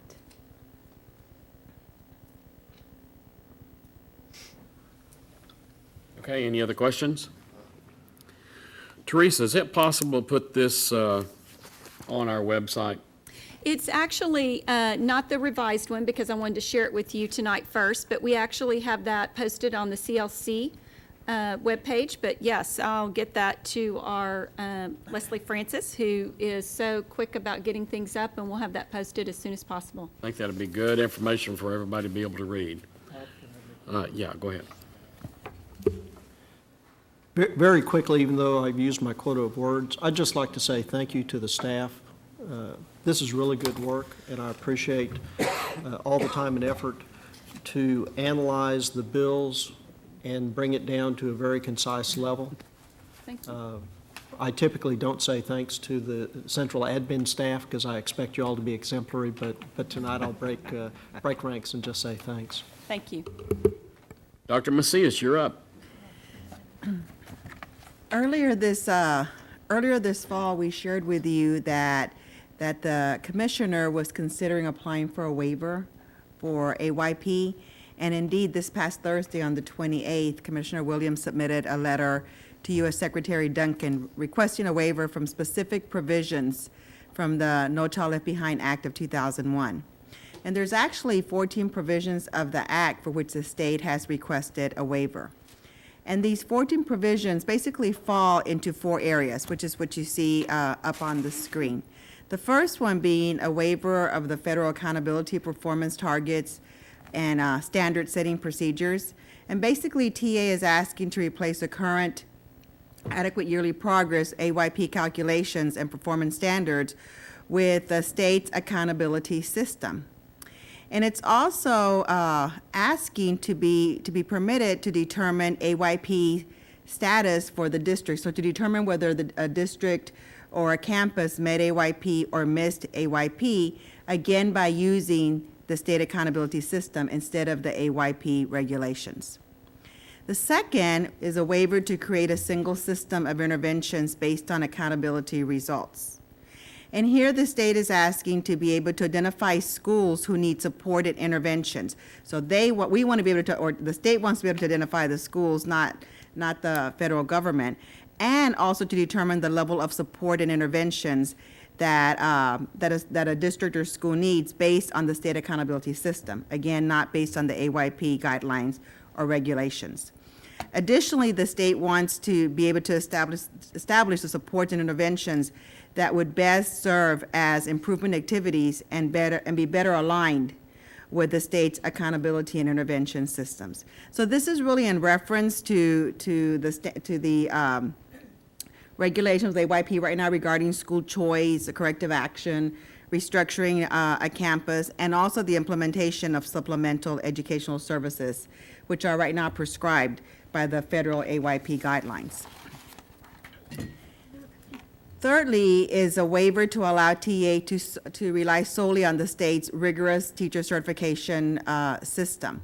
So TA is asking that the state be allowed to continue to use its rigorous teacher certification standards, which are aligned with the state educator evaluation system. So they're asking to do this in lieu of using what the AYP regulation has in mind, which is basically evaluating teachers based on test scores and nothing else. And then finally, it's a waiver to allow school districts or charters to implement school-wide interventions. And this one really all falls, or several provisions that are encompassed in here, and they really all have to do with flexibility of the use of Title I funds. And so the state's requesting to be allowed to identify priority schools, even if those schools do not have a poverty percentage of 40% or more. Because that's really the cutoff right now to use Title I funds district or school-wide is you have to be at least 40% or more economically disadvantaged. So the state is asking, let us determine the priority schools and let us fund them and use those Title I funds. They're also asking to be able to fund high schools who have a graduation rate of 60% or lower, and that they be allowed to provide funds to those schools, even though those schools don't fall within the rankings of schools being served with Title I funds. There just additional information. There's 2 other states who have also submitted or applied for a waiver, and that's Pennsylvania and Wyoming. And also just a reminder that this is the same waiver that California requested a couple of years ago that was denied. However, we are a little hopeful because we have heard Secretary Duncan talk at a couple of different sessions that he is willing to work with Texas. So hopefully there's some hope there. Anybody have any questions for Dr. Macias? Anyone? Mr. Jackson? And this is really more of a comment. Margaret Spellings did, and I basically asked her this question at the conclusion of session 6, requesting relief from NCLB and some of the punitive portions of it, and she indicated that both she and Duncan would look favorably upon a request from Texas asking for the waivers, and she did request Dr. Duran to prepare such a waiver. I presume that the very first waiver up there would remove the punitive aspects of Phase 3 and Phase 4 of AYP under NCLB. Is that correct? We hope that Mr. Jackson, we hope that it removes more than that, because Stage 2 has some pretty compelling sanctions as well. Bob, I would like for the board to consider adopting some form of resolution supporting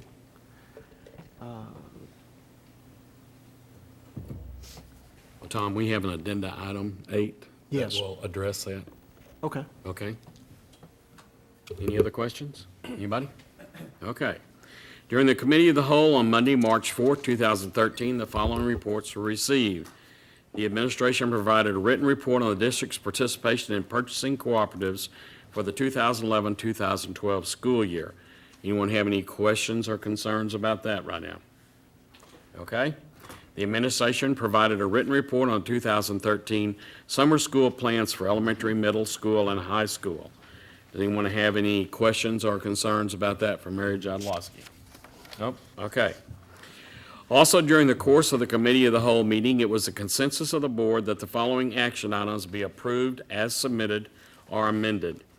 Action items under consensus: the board will consider awarding bids and contracts and are authorizing purchase orders for the following items: athletic and clinic first aid supplies, basic life, AD&D, supplemental life, and dependent supplemental life insurance, data and telephone system equipment and supplies, renewal year 2 of 3, electronic and technology equipment repair, parts and repair service, handheld and two-way mobile radios, batteries and repair, janitorial supplies, lamps, renewal year 2 of 3, library books, publications and media supplies, property insurance, and vocational lab supplies, equipment, and housewares.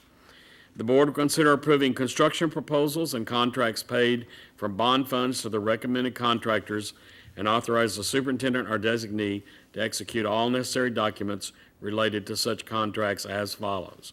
1, Package A, 2012, miscellaneous renovations to Wilson Elementary School.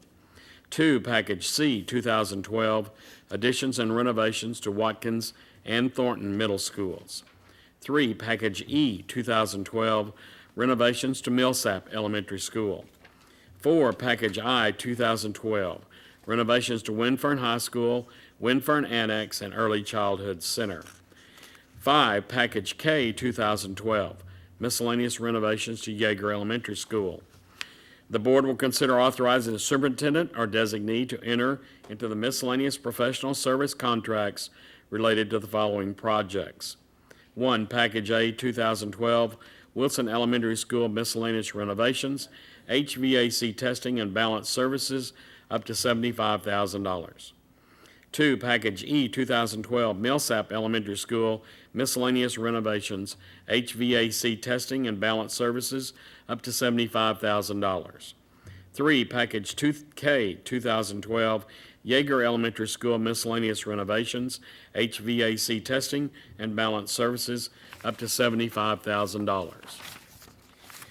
The board will consider approving the external auditors, Hereford, Lynch, Sellers, and Kirkham, P.C., to perform the annual audit of the district's financial statements for the fiscal year ending June 30th, 2013. The board will consider approving tax refunds of $500 or greater for Cypress-Fairbanks ISD. The board will consider approving the minutes of the February 11th, 2013 regular meeting. On Monday, the following non-consensus items were placed on the consent agenda. 6A, the board consider approving the administration's recommendation for 2013-2014 open/closed campus designations for student transfers.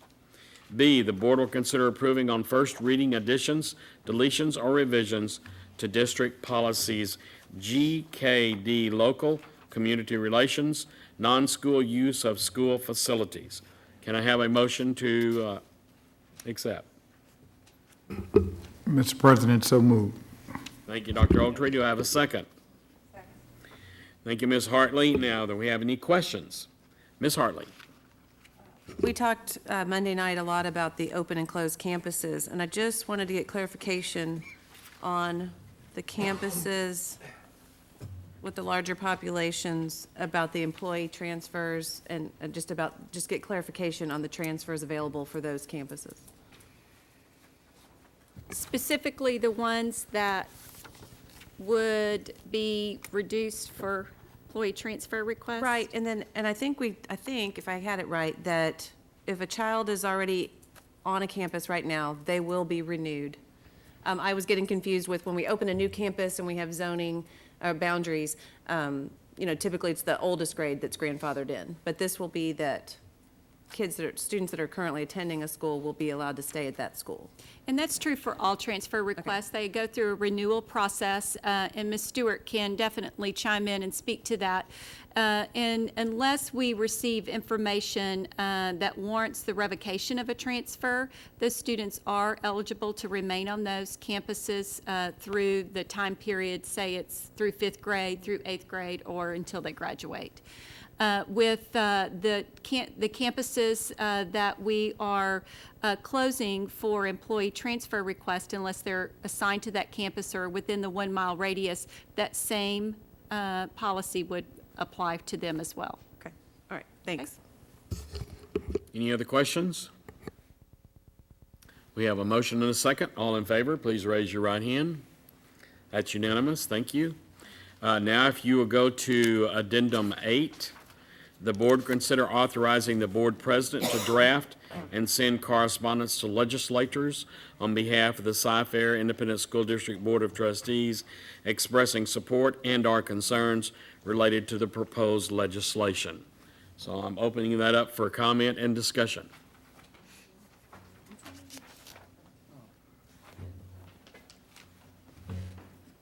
Ms. Hartley. I have a question, just because I'm a relatively new school board member.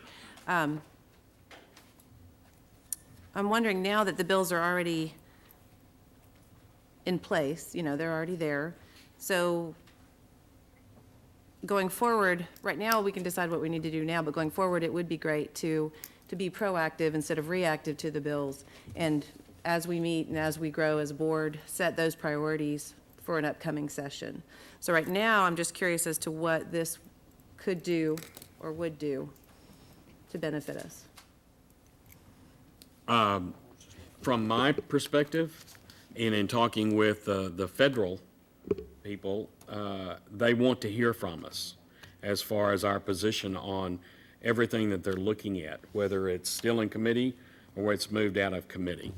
And then when I go back a couple of years ago, when Mr. Ryan and Ms. Woodall and I went to Austin during that session, one of our representatives asked us to please let her know our position on any education-related bill, because she was in a different committee, and when they move onto the floor, a lot of times they move with the party. So it's probably a good idea for us to state our opinion. That's I'm taking my perspective, okay? Yeah, I agree.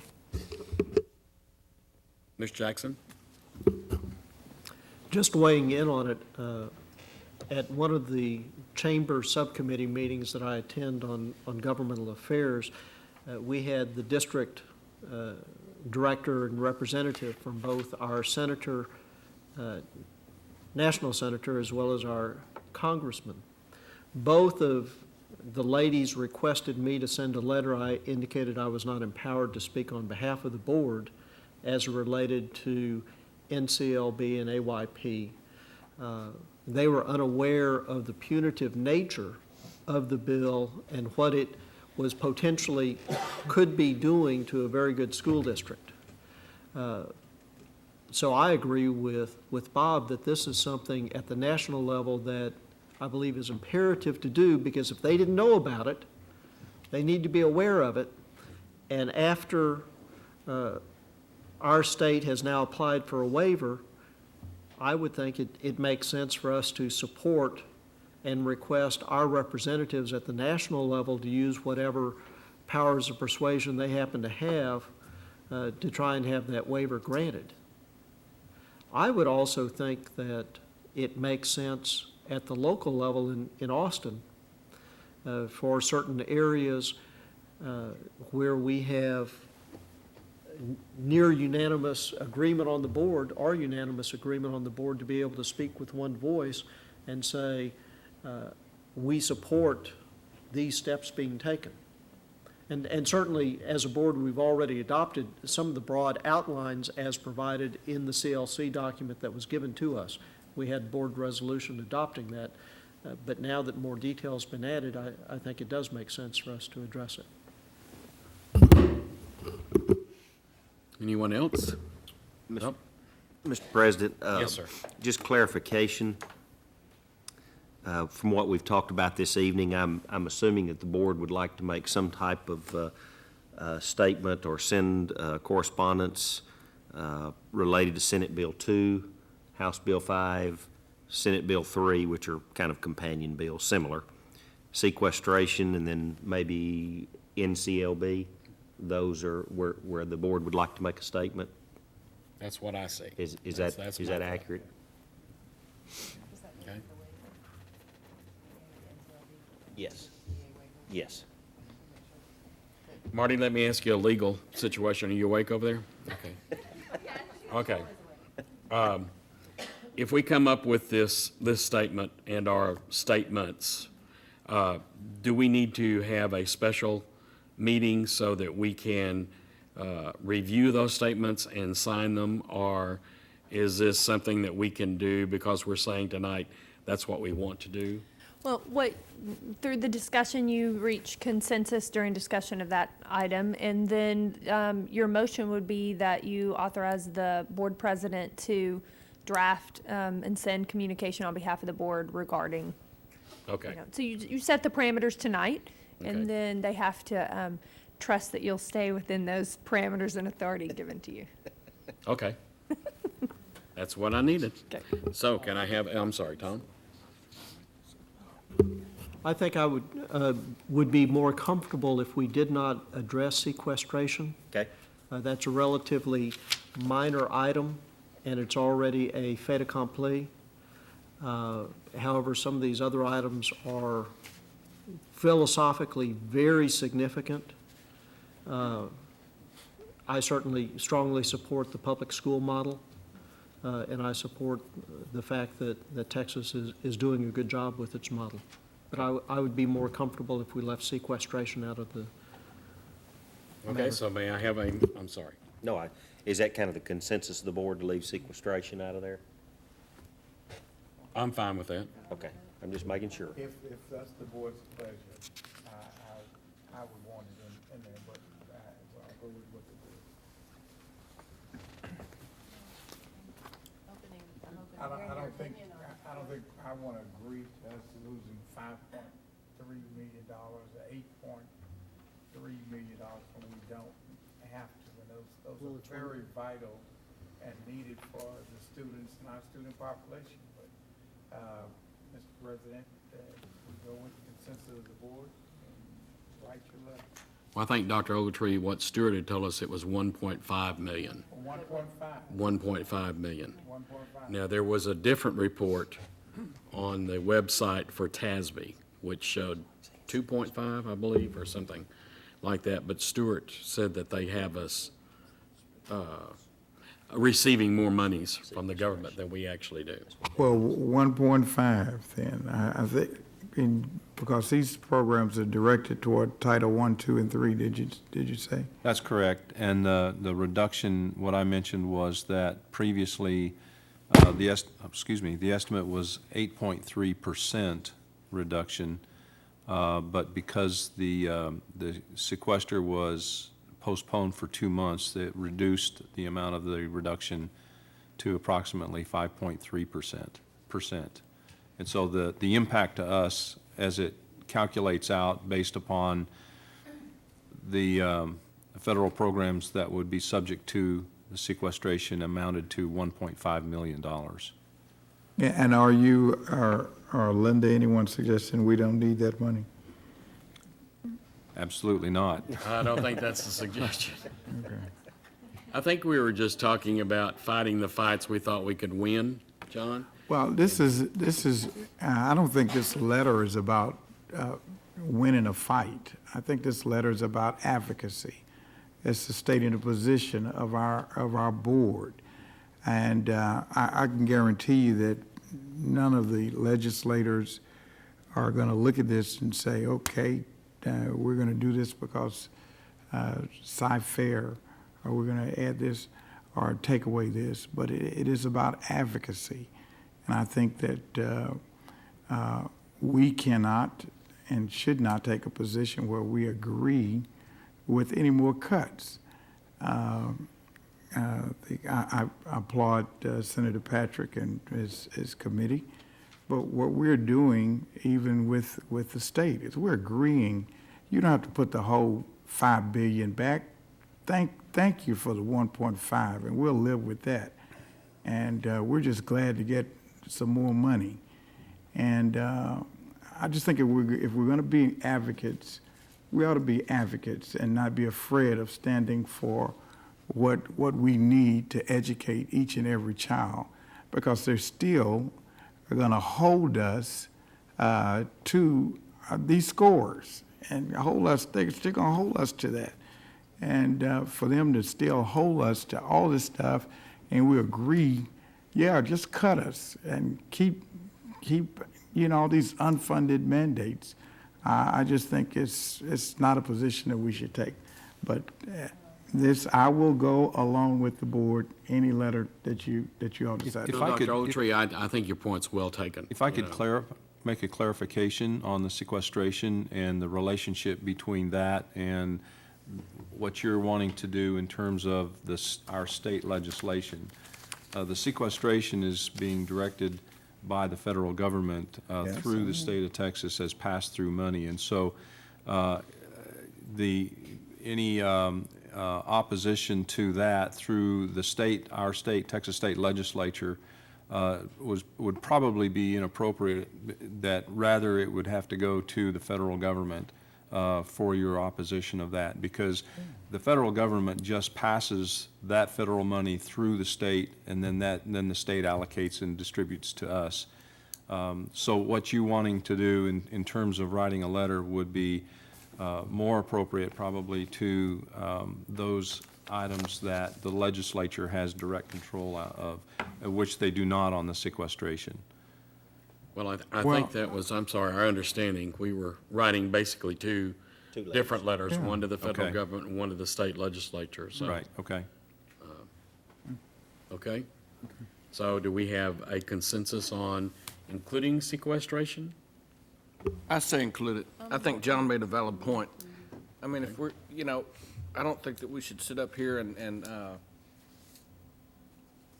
the majority of us decide whether or not $1.5 million is worth a letter.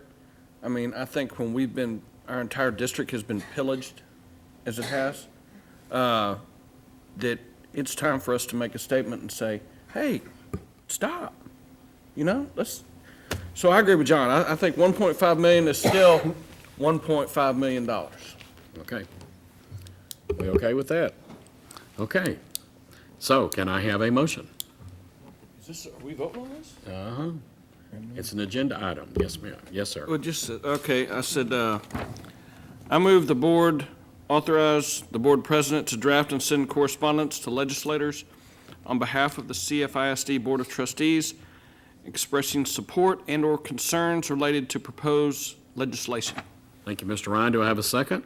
Second. Thank you, Dr. Ogletree. All in favor, raise your right hand. That's unanimous. Thank you.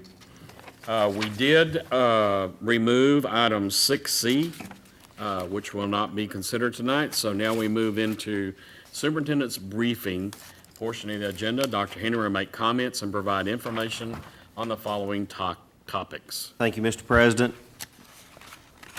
Educational Diagnosticians Week is this week, March 4th through 8th.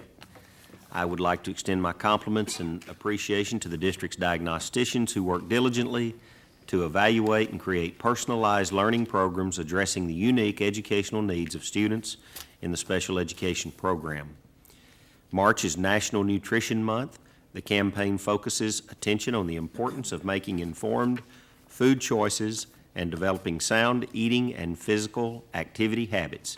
This year is the 40th anniversary of National Nutrition Month. As a part of the month, National School Breakfast Week is designated as March 4th through 8th. Spring break is next week, March 11 through 15. All schools will be closed and classes will resume on Monday, March 18. Club Rewind is offering day camps for our K through 8th graders every day over spring break, and the registration form can be found on our website. In case of emergency, security may be contacted at 281-897-4337. I would like to wish our students and employees a safe, enjoyable, and well-deserved vacation. I would also like to remind our community that Friday, March 29th, will be a student and staff holiday. Pardon me. And district facilities will be closed. Summer school programs will be held between June 17th and August 8th, 2013. Schools will not be in session on Fridays or on July 4th and 5th. Other details for summer schools, such as program specifics, locations, and exact times, will be presented to the board at a later date. Daylight savings time begins this weekend, so this is a reminder that we will set our clocks forward 1 hour. We're losing. Thank you, Mr. President. Thank you, and this meeting is adjourned.